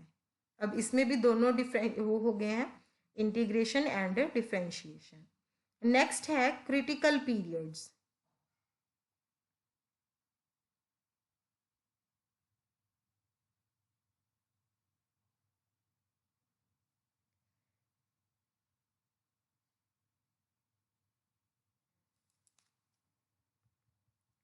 हिंदी मैनुअल वाले आएंगे 42 नंबर पेज पर। क्रिटिकल पीरियड्स, बच्चे की लाइफ में बहुत सारे पीरियड्स ऐसे होते हैं जो उनकी डेवलपमेंट और लर्निंग के लिए बहुत ज़्यादा क्रिटिकल होते हैं। इन पीरियड्स के दौरान क्या होता है कि बच्चे को थोड़े से फेवरेबल एक्सपीरियंस भी सीखने को मिलते हैं जिनसे उनकी डेवलपमेंट बहुत ज़्यादा अच्छी और तेज़ी से होती है। अगर इन पीरियड्स में बच्चों को अनफेवरेबल एक्सपीरियंस मिले तो बच्चों का जो विकास है वो सफ़र करता है। उसी टाइम क्या होता है, डैमेज हो जाता है। क्यों? क्योंकि जो उनको अनफेवरेबल एक्सपीरियंस सीखने को मिलता है। अब हम क्रिटिकल पीरियड और सेंसिटिव पीरियड किसको कहते हैं?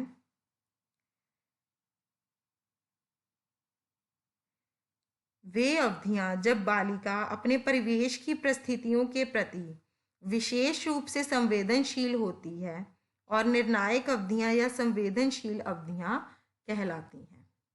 ठीक है, कहते हैं कि जब एक बच्चा, वो पीरियड कहा जाता है क्रिटिकल पीरियड को, जब एक बच्चा किसी एक स्पेसिफिक पर्टिकुलर पीरियड के लिए सेंसिटिव होता है, कंडीशन के लिए सेंसिटिव होता है उसी के इन्वायरमेंट में, तो उसको बोलते हैं सेंसिटिव पीरियड।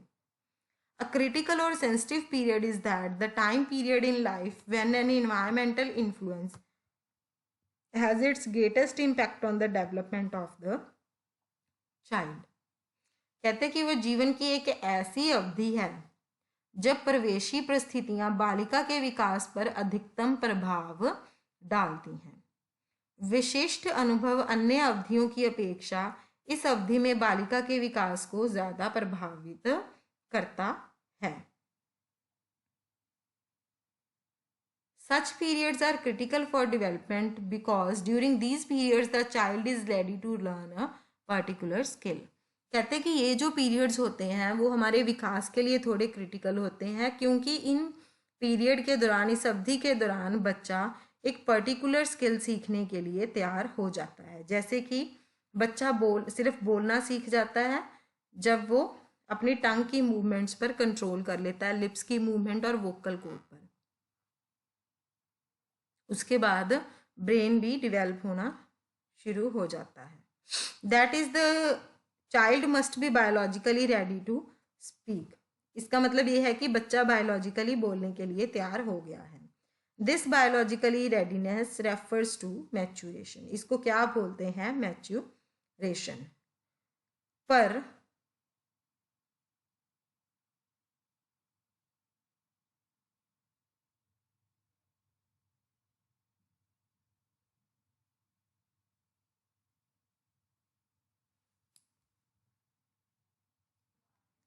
परिपक्व होने के अतिरिक्त बोल सकने के लिए बालिका को भाषा सुनने के अवसर पर भी आवश्यक रूप से मिलने चाहिए। आपने ध्यान दिया होगा, लगभग 12 महीने की उम्र में बच्चा पहला शब्द बोलता है। इससे पहले यद्यपि बच्चा शब्दों को समझता है, परंतु वह उन्हें बोल नहीं पाता, और ऐसा प्रयत्नों के बाद भी संभव नहीं होगा, क्योंकि अभी वह जैविक रूप से परिपक्व नहीं है। परंतु भाषा सुनने व बोलने के अवसर भी महत्वपूर्ण है। यदि यह अवसर उसे उपलब्ध नहीं होता तो वह परिपक्व होने के बावजूद भी बोल नहीं पाएगा। यह तथ्य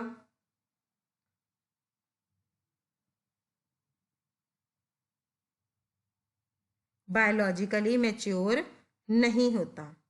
जो बच्चा भाषा सुन नहीं सकता वह बोल भी नहीं पाएगा। इसी प्रकार जीवन के आरंभिक वर्षों में जो शुरू के वर्ष होते हैं उसमें उच्चा सुनने वाले या बहरे बच्चे तब तक बोलना नहीं सीखते जब तक उन्हें भाषा सुनवाने के लिए प्रयास ना किया जाए, जैसे कि कोई हियरिंग एड उनको दिया जाए। ऐसा देखा गया है कि बच्चों में ध्वनियों में भेद कर पाने की तत्परता होती है और इसीलिए वे जीवन के शुरू के सालों में बोलना सीख जाते हैं। इस प्रकार जीवन के प्रथम कुछ वर्ष भाषा अर्जन के लिए निर्णायक माने जाते हैं।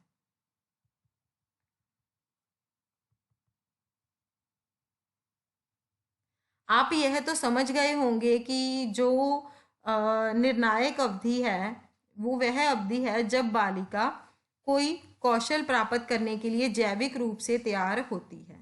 इस अवधि के दौरान बालिका के अनुभव अनुकूल होने चाहिए जो उसे कौशल प्राप्त करने में सहायक होंगे। यदि अनुकूल अनुभव निर्णायक अवधि के बाद होते हैं तब बालिका को सीखने में कठिनाई होगी।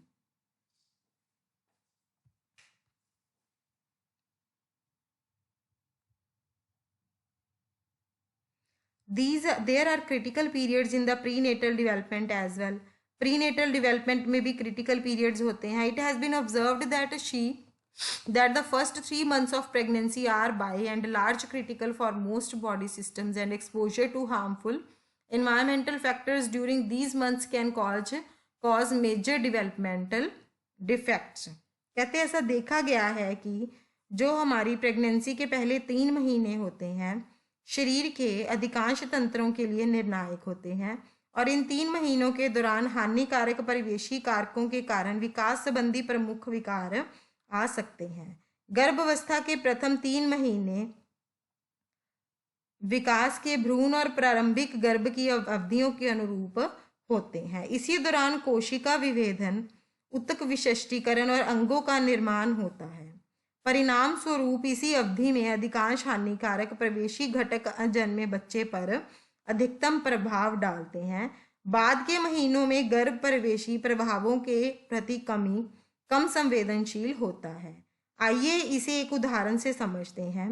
माँ के गर्भाशय में विकसित हो रहे बच्चे में जर्मन खसरे से अंधापन, बहरापन, हृदय विकार, मस्तिष्क क्षति और भुजा संबंधी विकृतियां आ सकती हैं, लेकिन यह सब इस पर निर्भर करता है कि विकासात्मक क्रम की किस विशेष अवधि में माँ इस रोग से ग्रस्त हुई।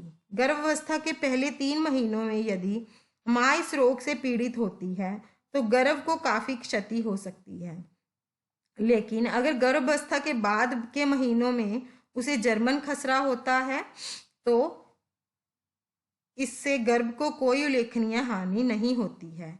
इस प्रकार उपयुक्त विशेष उदाहरण में हमने देखा कि प्रतिकूल परिस्थितियों ने विकास की निर्णायक अवधि के दौरान ही अधिकतम प्रभाव डाला है। Critical periods are observed in the social and emotional development also. जो क्रिटिकल पीरियड्स हैं वो सामाजिक और भावनात्मक विकास के लिए भी महत्वपूर्ण होते हैं। बच्चा जो है वो अपना पहला रिलेशनशिप किससे बनाता है? जो कि उसका केयर गिवर होता है, जो कि आमतौर पर माँ ही होती है।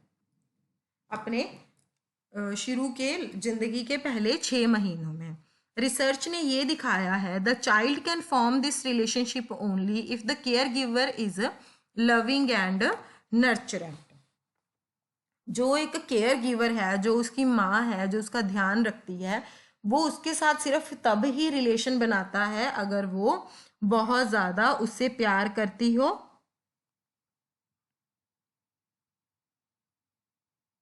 और उसका पालन पोषण करती हो। Children who are unable to form an emotional attachment during the first 6 months show distress.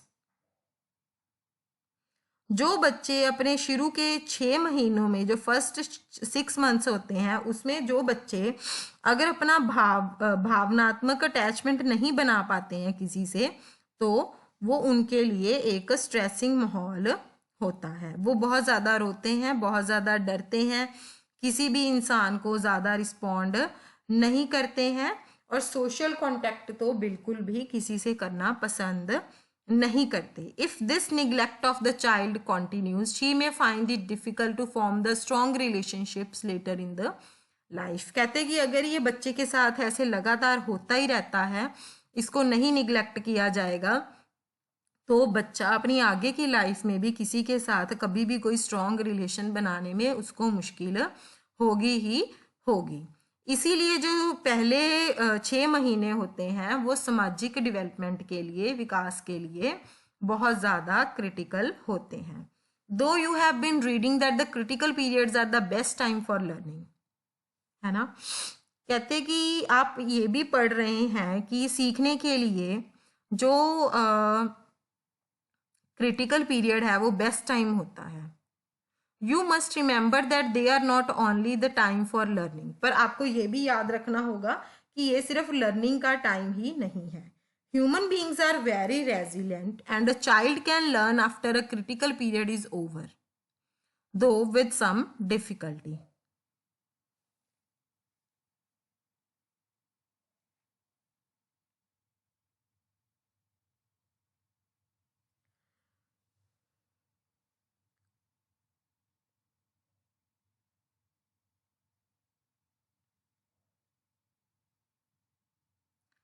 कहते कि जो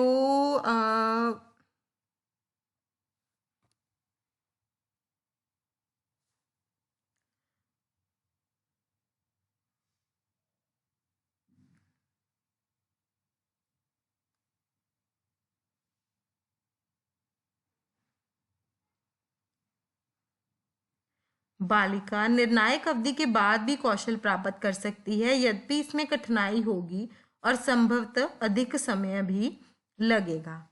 इस तथ्य को समझने के लिए हम एक उदाहरण देखते हैं कि एक 6.5 वर्ष का बच्चा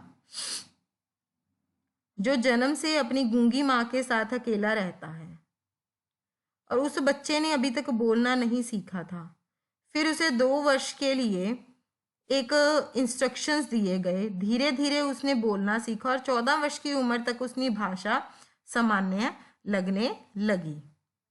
बच्चे प्रतिकूल अनुभवों से उभर सकते हैं। ऐसा कई बच्चों के अनुभव से देखा गया है कि जो कि जीवन के शुरू के 6 महीनों में अगर उनके केयर गिवर के साथ उनका प्यार ना रहा हो, यद्यपि इन बच्चों में वे लक्षण दृष्टिगत होने लगते हैं जिनका ऊपर वर्णन है, परंतु 6 महीने बाद जब उन्हें एक स्नेहमय वातावरण मिलता है तब उनके अधिकतर लक्षण लुप्त हो जाते हैं और वे व्यक्तियों से संबंध बनाना भी सीख जाते हैं। अभी ये मैच तो कॉलम्स हैं, फर्स्ट कॉलम को सेकंड के साथ मैच करना है। हेड टू टो डेवलपमेंट कौन सी होती है? सेंटर टू एंड्स डेवलपमेंट कौन सी होती है? डिफरेंशिएशन क्या होता है और इंटीग्रेशन क्या होता है। और फिल इन द ब्लैंक्स हैं, ये एक्सरसाइज फर्स्ट है और थोड़े से ट्रू और फॉल्स हैं, आप इनको एक बार करिएगा। इसके पीछे आंसर दिए होते हैं चैप्टर के पीछे, आप वहाँ पर लिखने के बाद उसको मैच भी कर सकते हैं कि सही है या गलत। अब इसके बाद है इन्फ्लुएंसेस ऑफ डेवलपमेंट।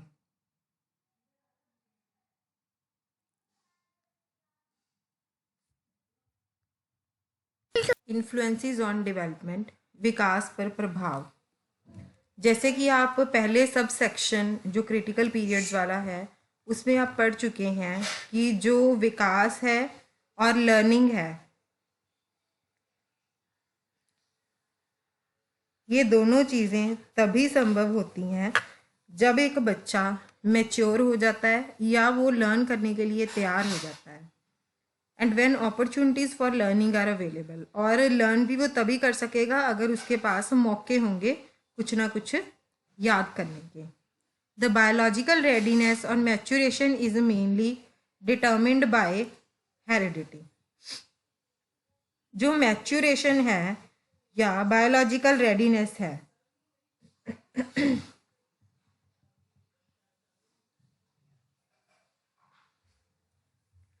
ये सिर्फ हम हेरिडिटी से ही डिटर्मिन कर सकते हैं। इसका मतलब है कि बच्चों में जो भी कोई विशेषताएं या लक्षण हैं वो उनके वंश के अकॉर्डिंग होते हैं। The child also inherits many other traits and characteristics. बच्चे में और भी बहुत सारे ट्रेट और कैरेक्टरिस्टिक्स होते हैं, और भी बहुत सारी विशेषताएं होती हैं, और भी बहुत सारे ट्रेट्स होते हैं। Heredity is the one factor that influences the development. जो अनुवंशिकता है वो एक ऐसा कारक है जो कि हमारे विकास को प्रभावित करता है, या जिससे हमारा विकास प्रभावित होता है। The other factors are the experiences of the child and opportunities available to her. विकास को और भी बहुत तरह के कारक प्रभावित करते हैं, बालिका के अनुभव और उपलब्ध अवसर होते हैं। These are determined by the child's environment. ये सब बच्चों के जो बच्चों के आसपास का इन्वायरमेंट है उसके द्वारा ही पता चलता है या उसके द्वारा ही निर्धारित होते हैं। Development and learning are the result of interaction between heredity and environment. एक अनुवंशिकता और परिवेश के बीच में जो इंटरेक्शन होती है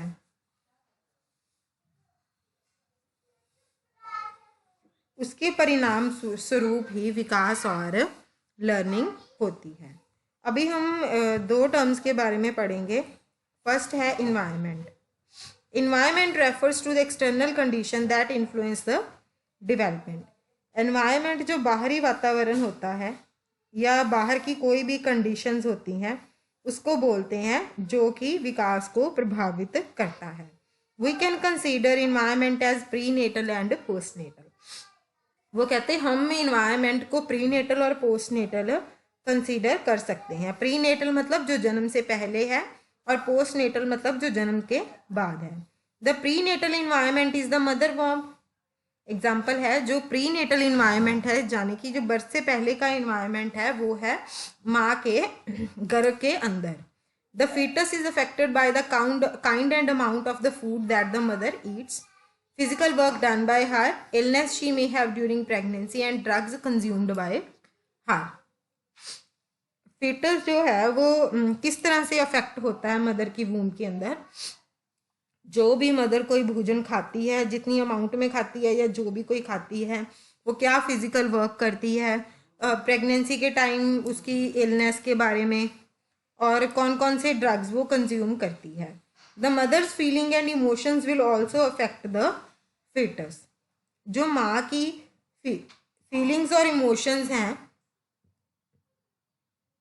वो हमारे मदर के फीटस को भी अफेक्ट करेंगी।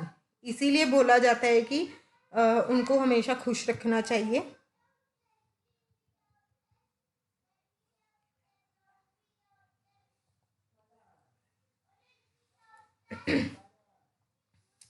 अब है पोस्टनेटल। बर्थ के बाद क्या होता है, बच्चे के विकास पर कौन सा इन्वायरमेंट प्रभावित होता है। यह इन्वायरमेंट कई तरीकों में जो हमारा इन्वायरमेंट है वो विकास को प्रभावित करता है। हम इसको बोलते हैं पोस्टनेटल इन्वायरमेंट। जो मदर की वोम के बाद, बर्थ के बाद जो इन्वायरमेंट बच्चे के विकास को प्रभावित करता है उसको बोलते हैं पोस्टनेटल डेवलपमेंट। जो पोस्टनेटल डेवलपमेंट है उसको हम फिजिकल और सोशल प्रभाव में डिवाइड करते हैं। फिजिकल मीन्स शारीरिक, सोशल मीन्स सामाजिक प्रभाव में प्रभावित करते हैं। Physical environment refers to the ecological conditions. जो हमारा शारीरिक प्रभाव है वो हमारी इकोलॉजिकल कंडीशंस को भी कहते हैं। जो हमारा भौतिक परिवेश है, जो भौतिक कंडीशंस होती हैं, उसका तात्पर्य होता है पारिस्थितिक दशाओं से है।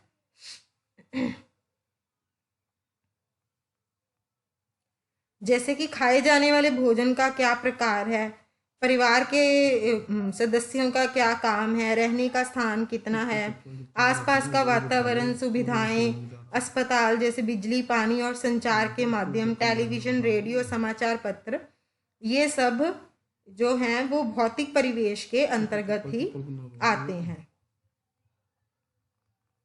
जो सामाजिक परिवेश है उसका संबंध बालिका की अन्य व्यक्तियों का परस्पर अंतरक्रिया होती है।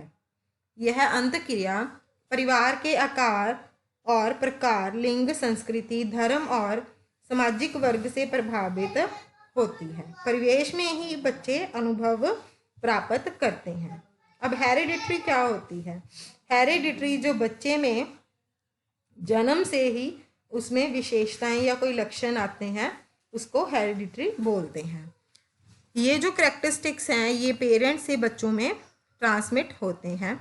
जैसे कि किसी के बालों का कलर, स्किन का कलर, आईज का कलर, या उनके नोज़ की क्या शेप है, बॉडी स्ट्रक्चर, ये सब कुछ ही हमें हेरिडिटरी से डिटर्मिन कर सकते हैं।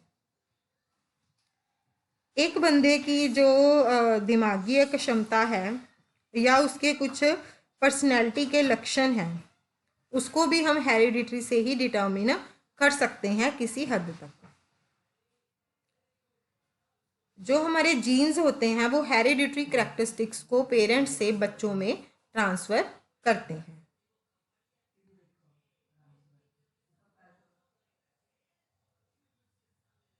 जीन्स द्वारा ही बच्चों में जो बायोलॉजिकल डेवलपमेंट के ट्रेट कोड्स होते हैं वो जीन्स द्वारा ही एक व्यक्ति से दूसरे बच्चे में लेके आ सकते हैं। The maturation of different parts of the body is also determined by the genes. कुछ जीन तो सभी मानव जाति में सामान्य होते हैं, जैसे कि 2 बाहें, 2 टांगें, एक हार्ट, एक डाइजेस्टिव सिस्टम एटसेट्रा। शरीर के विभिन्न अंगों की परिपक्वता जीन से निर्धारित होती है। जीवन की किस अवस्था में कौन से अंग परिपक्व होंगे यह भी जीन से ही निर्धारित होता है।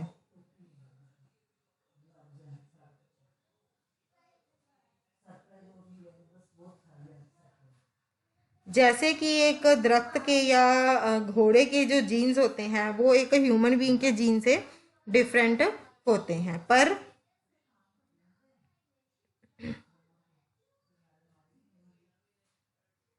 पर जो बाहों की और टांगों की लेंथ हो गई है या फिंगर्स की और पैरों के जो फिंगर्स होती हैं उनके साइज, आंखों का कलर, हेयर और स्किन का कलर, ये सब कुछ जो है वो हर एक इंडिविजुअल के यूनिक होते हैं।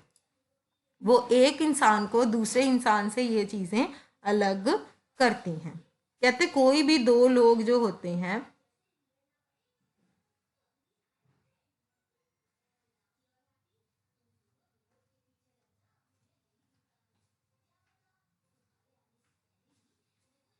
जो जुड़वा बच्चे होते हैं, मतलब आइडेंटिकल ट्विन्स होते हैं, एक दूसरे के जैसे दिखने वाले, उनके अतिरिक्त किसी भी दो व्यक्तियों के जो जीन समूह होते हैं वो समान नहीं होते हैं।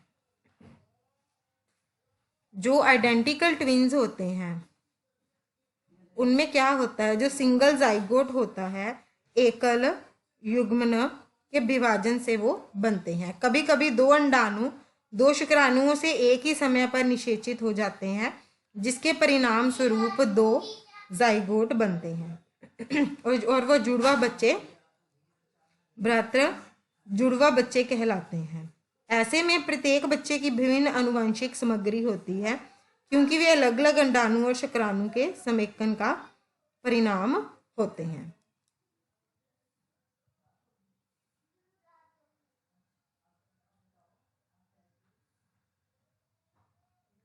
आइए अब हम ये जानते हैं कि एक मानव के विकास में जो हेरिडिटरी है और इन्वायरमेंट है, इसका क्या रोल है। There have been many views concerning the relative influence of hereditary and environment on development। बहुत सारे व्यूज हैं कि इनका क्या इफेक्ट है हेरिडिटरी और इन्वायरमेंट का डेवलपमेंट में।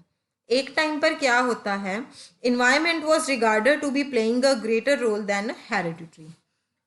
एक टाइम पर जो इन्वायरमेंट है उसका हेरिडिटरी से ज़्यादा बड़ा रोल होता है, पर दूसरे टाइम क्या होता है, हेरिडिटरी के रोल को इन्वायरमेंट के रोल से बड़ा माना जाता है।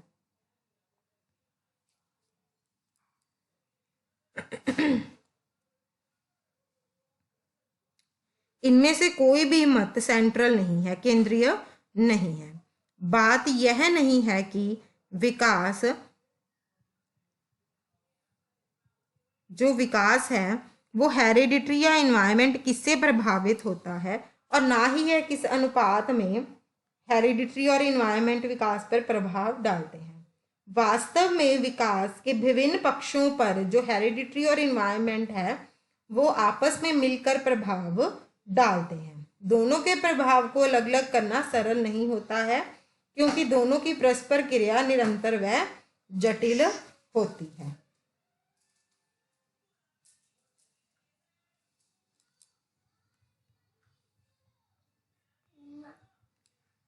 शारीरिक विकास में हमने पहले भी बात करी है कि अगर हम विकास की बात करेंगे तो कई विशेषताएं जैसे कद, वेट, हमारी ग्रोथ का क्या गति है, क्या उसके शारीरिक विशेषताएं हैं, शरीर की आकृति क्या है, रक्तचाप क्या है, हृदय की गति क्या है, ये सारी चीज़ें काफ़ी हद तक आपके जीन्स पर ही निर्धारित होती हैं, पर इन पर एनवायरनमेंट का भी प्रभाव पड़ता है। जैसे कि if one of the identical twins suffer from a severe infection at an early age and is seriously ill for a long time, कहते कि अगर आइडेंटिकल ट्विन्स हैं, अगर उनमें से कोई भी एक उसको सीवियर इन्फेक्शन हो जाए बहुत कम उम्र में और वो काफ़ी बीमार हो रहे काफ़ी देर के लिए, it is most likely that she will not have the same gain in weight and height as the healthy twin। तो इससे क्या होगा कि वो जो ट्विन बीमार रहता था उसका हाइट और वेट उतना हेल्दी नहीं होगा जितना कि दूसरे ट्विन का होगा। तो इससे क्या होगा कि जो बीमार रहता था ट्विन, ठीक है, वो हाइट में भी छोटा होगा और वेट में भी लाइट होगा हेल्दी ट्विन की बजाय।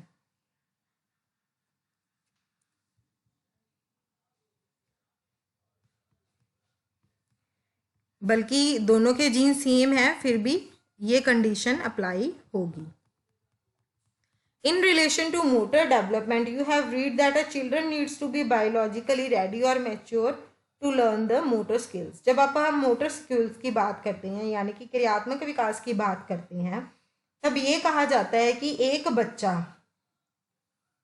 अपनी क्रियात्मक जो उनकी मोटर स्किल्स है, क्रियात्मक क्षमताएं हैं, उनको सीखने के लिए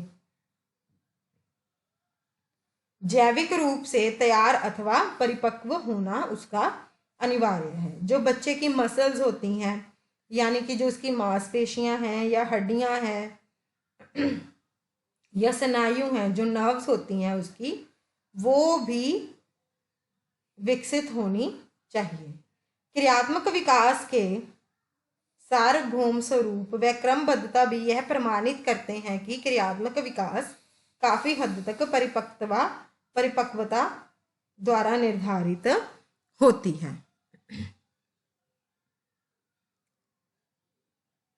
यह तथ्य हमें जीन की भूमिका बताता है।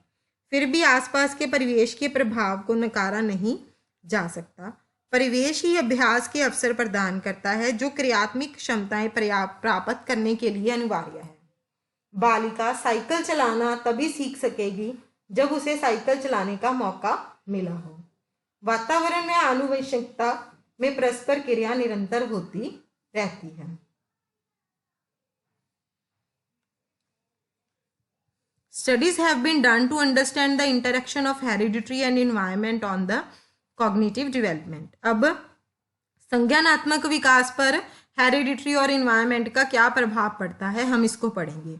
इन particular study infants living in the orphanages were observed. कहते एक रिसर्च हुई, उसमें ये देखा गया कि जो बच्चे ऑर्फनेज में रहते हैं उनको ऑब्जर्व किया गया। वो उनके सब्जेक्ट्स थे, उनको उन्होंने लिया, इन्फेंट्स को जो ऑर्फनेज में रहते थे। जो ऑर्फनेज हैं उनमें जो एक केयर गिवर है वो ही काफ़ी सारे बच्चों की देखभाल करता है, जबकि उसके पास इतना टाइम नहीं होता कि वो बच्चों के साथ बात कर सके या खेल सके। तो ऐसे बच्चों में क्या होता है कि जो उनकी उम्र के बच्चे और होते हैं उनका संज्ञानात्मक विकास उन बच्चों के बजाय थोड़ा कम होता है। Subsequently, 13 of these children were put in the care of women in an institution where they got nurturance, care and attention.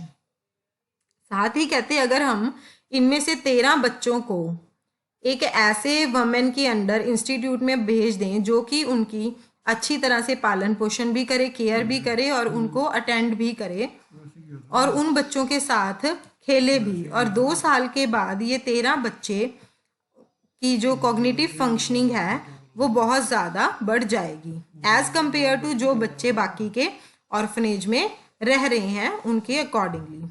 But after 20 years ये देखा जाएगा कि ये जो 13 बच्चे थे वो इमोशनली भी अपने ऊपर इंडिपेंडेंट हो गए थे, किसी के ऊपर ये डिपेंडेंट नहीं थे। The children who had stayed continuously in the orphanage were still dependent on adult help and institutional care. This study illustrates the role of nurturing and stimulating environment in the cognitive development. Example देके समझाया हुआ है एक orphanage की कि संज्ञानात्मक विकास पर hereditary और इन्वायरमेंट का क्या असर पड़ता है। अब ये कहते हैं कि जो हमारे जीन्स हैं वो हमारी इंटेलिजेंस को भी प्रभावित करते हैं। A certain genetic abnormality results in the absence of a gene because of which a particular enzyme is not produced by the body.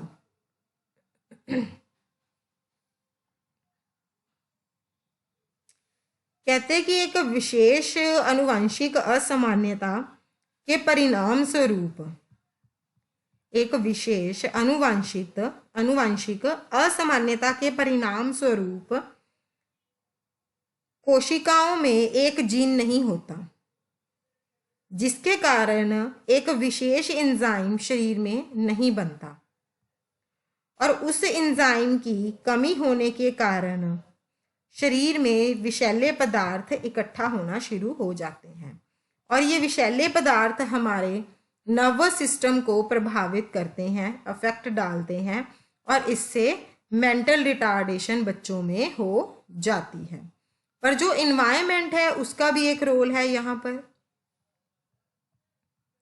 कहते कि अगर कंडीशन को जल्दी पहचान लिया जाए तो बच्चे को या जल्दी ट्रीटमेंट दिया जा सकता है ताकि उसके नर्वस सिस्टम को अफेक्ट ना हो, अगर अफेक्ट होने वाला हो तो उसको कंट्रोल किया जा सके और चिल्ड्रन जो है वो मेंटली रिटार्डेड ना बने। जो हेरिडिटरी है वो इंटेलिजेंस के लिए एक सर्टन पोटेंशियल प्रोवाइड करती है, और जो इन्वायरमेंट है वो ये डिटर्मिन करता है कि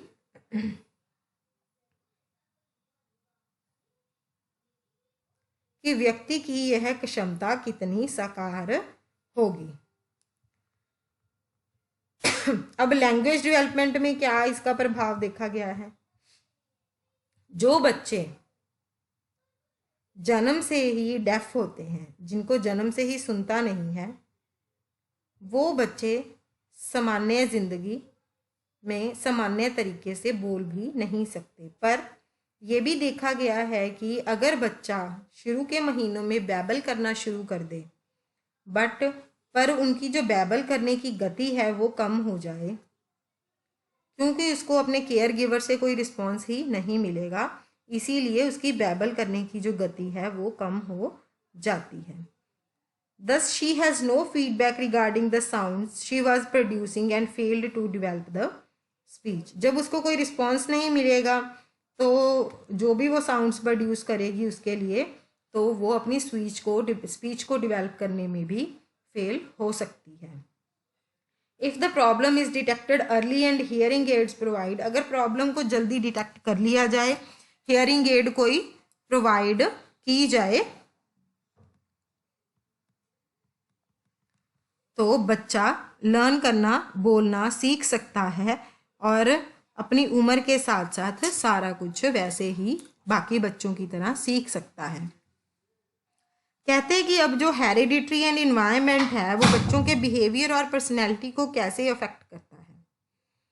आपने ये पढ़ा है कि एक इंसान की जो हाइट है वो किसी ना किसी हद तक हेरिडिटरी से संबंधित है। जो एक इंसान की हाइट है वो उसकी सेल्फ इमेज को भी प्रभावित कर सकती है।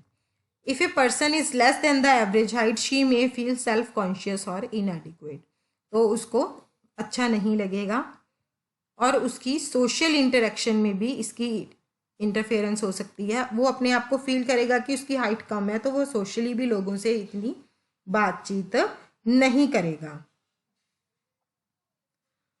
From the earlier units, we will remember that the environment determines the type of experience the child has.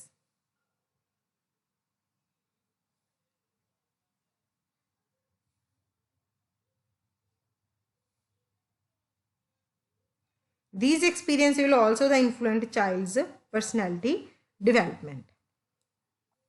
कहते हैं कि हम ये नहीं कह सकते कि जो पर्सनैलिटी है वो भी हेरिडिटरी द्वारा सीधे तौर पर अफेक्ट होती है, इन्फ्लुएंस होती है। Genes do not directly produce the anger, likes and dislikes. जो जीन्स होते हैं वो सीधे तौर पर कभी भी गुस्सा या किसी की पसंद या नापसंद, जेलसी, लव ऑफ फन और सीरियस नेचर डिसाइड नहीं करते हैं। जीन्स जो है वो एक इंसान की फिजियोलॉजी पर एक्ट करते हैं, जो कि किसी बंदे की पर्सनैलिटी विशेषताओं को विकसित करने में मदद करता है। फॉर एग्जाम्पल,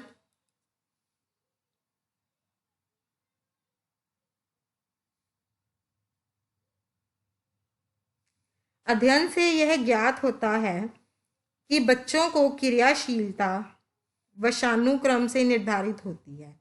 अध्ययन से यह भी मालूम हुआ कि जो बच्चे जन्म के समय अधिक सक्रिय होते हैं वे संभवतः अन्य बच्चों की तुलना में जल्दी चलना सीखते हैं और अधिक क्रियाशील रहते हैं। इसका प्रभाव व्यक्तित्व के विशेष पहलुओं और अन्य क्षेत्रों में विकास पर पड़ सकता है।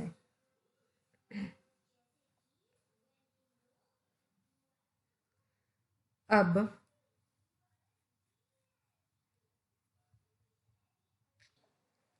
आगे इमोशनल डेवलपमेंट पर क्या प्रभाव पड़ता है। कहते कि जैसे मान लीजिए कोई एग्जांपल हम दे रहे हैं कि आइडेंटिकल ट्विन्स हैं, अगर एक बंदे में इमोशनल प्रॉब्लम होने के कोई चांसेस हैं तो ये ज़रूरी नहीं, हो सकता है वो टाइम के साथ साथ दूसरे में भी डेवलप हो गए हों, पर ये कोई ज़रूरी नहीं है कि बच्चों में ये जो इमोशनल प्रॉब्लम्स हैं ये बचपन से ही या जन्म से ही उनको मिलती हैं। ये ऐसे होता है कि जैसे मान लीजिए किसी को कोई स्ट्रेस है वो अपना स्ट्रेस लेवल वो नहीं कर सकते, कंट्रोल नहीं कर सकते, टॉलरेट नहीं कर सकते, तो इमोशनल प्रॉब्लम्स हो जाती हैं।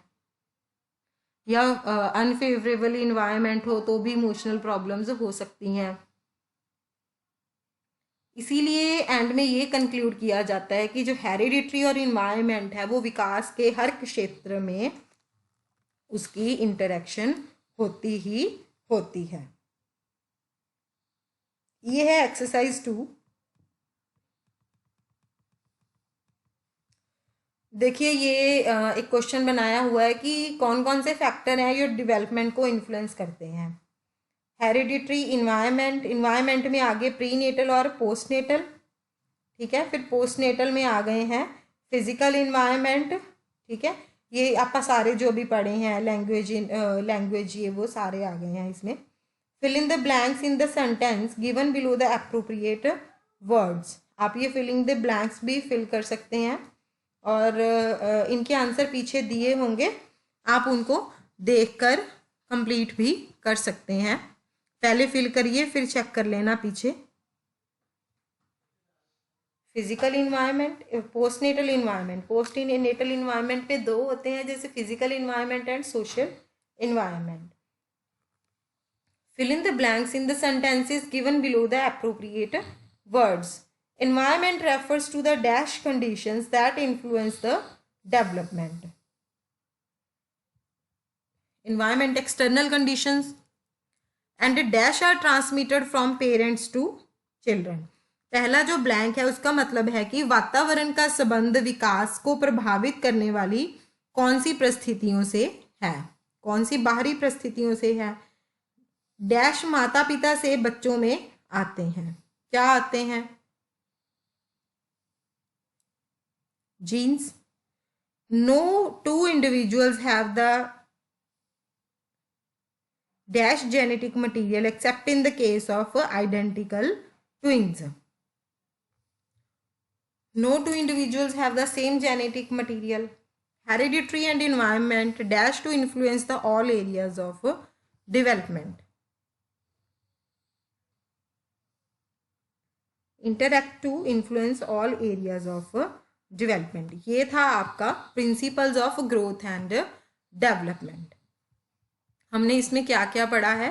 प्रिंसिपल्स पढ़े हैं, ये इंपॉर्टेंट हैं प्रिंसिपल्स ग्रोथ एंड डेवलपमेंट के। और हेरिडिटरी और इन्वायरमेंट कैसे किन किन चीज़ों को प्रभावित करती है, ये सब कुछ हमने इसी में पढ़ा है।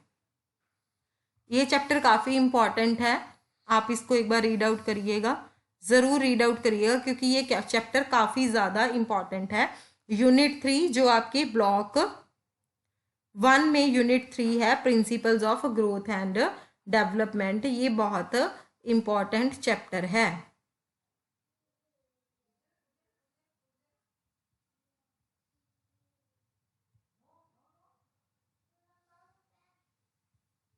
अभी नेक्स्ट है आपकी यूनिट 4। ब्लॉक 1 की यूनिट 4।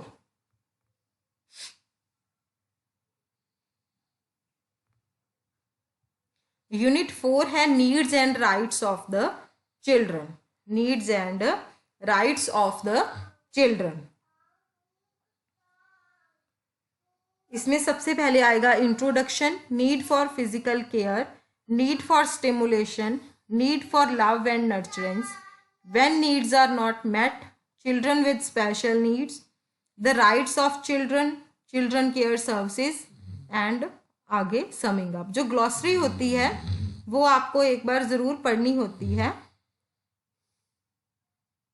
जो हिंदी मैनुअल वाले बच्चे हैं वो इसके लिए अपना पेज नंबर ओपन करेंगे 48 मैनुअल का, बच्चों की आवश्यकताएं और अधिकार। ये भी चैप्टर काफ़ी इम्पॉर्टेंट है, हम इसको पढ़ेंगे कि हम इसमें क्या क्या देखेंगे।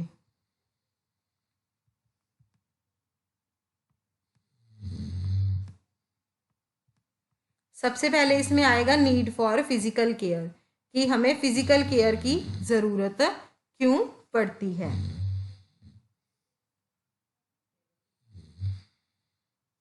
शारीरिक देखभाल की क्या आवश्यकता होती है।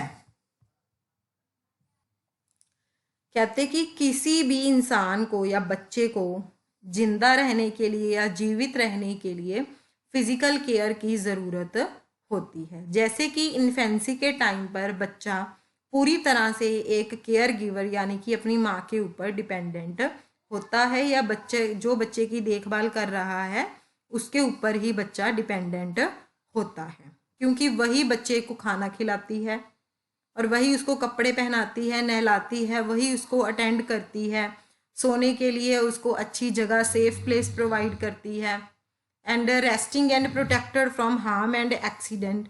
अगर उसको कोई नुकसान और एक्सीडेंट से भी वही बचाती है और उसको रेस्ट करने के लिए भी वही जगह पर सेफ पर लेके जाती है। पर जैसे जैसे बच्चा बड़ा होता जाता है वो अपने आप से बहुत सारी चीज़ें करना सीख जाता है। वो अपने आप से खाना भी सीख जाता है, अपने कपड़े उतारने भी सीख जाता है, चलना और दौड़ना भी सीख जाता है। इसकी बजाय वो और भी बहुत सारे टास्क हैं जो अपने आप से वो करना सीख जाता है, पर फिर भी उसको अपने बहुत सारे काम हैं जो ऐसे करने के लिए किसी ना किसी एडल्ट की हेल्प ज़रूर चाहिए होती है। जैसे कि एग्जाम्पल, एक 5 साल का बच्चा है, वो अपने आसपास की जो सराउंडिंग है उसके साथ बहुत फैमिलियर होता है और वो अपना तरीका बिना गाइडेंस के ढूंढ लेता है। पर अगर कोई केयर गिवर उसको अपने साथ मार्केट में ले जाती है तो उसको बच्चे का हाथ पकड़ना पड़ता है।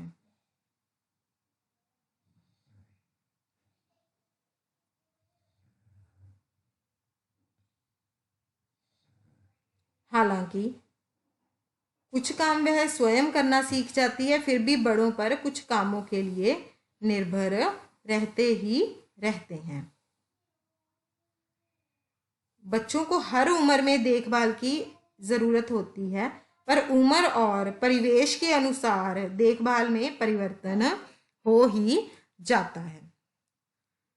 अब नेक्स्ट है कि बच्चों को अपने एक अच्छे डेवलपमेंट के लिए या विकास के लिए ऑप्टिमल जो कि अनुकूलतम विकास जिसको बोलते हैं, उसके लिए बच्चों का स्वास्थ्य का अच्छा होना भी बहुत ज़रूरी है। The child must be protected from sickness and diseases as these can slow down her development. जो एक बच्चा है उसको बीमारी से बचाने के लिए या किसी भी डिजीज से बचाने के लिए गुड हेल्थ का होना बहुत ज़रूरी है। अगर किसी बच्चे को सिकनेस या इलनेस हो जाएगी तो वो उसकी डेवलपमेंट पर असर डालेगी, उसकी डेवलपमेंट जो है वो धीरे कर देगी। जो एक बीमार बच्चा होता है उसको अपने आसपास के इन्वायरमेंट में कोई भी इंटरेस्ट नहीं होता है और वो ज़्यादातर चिड़चिड़ा और उदास बना रहता है।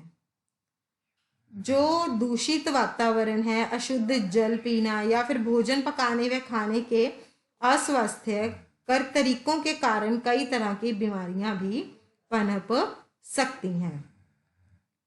बच्चे को अपने बचाव और विकास के लिए भोजन भी खाना बहुत ज़रूरी होता है। यह महत्वपूर्ण है कि बच्चा सही मात्रा में ऐसा भोजन खाए जिसमें सभी पोषक तत्वों की मात्रा उसके शरीर की लोड अनुसार हो। जैसे जैसे बच्चा बड़ा होता जाता है तो यह बिल्कुल ही स्वाभाविक हो जाता है कि उसके खाने की मात्रा भी बढ़ती जाती है।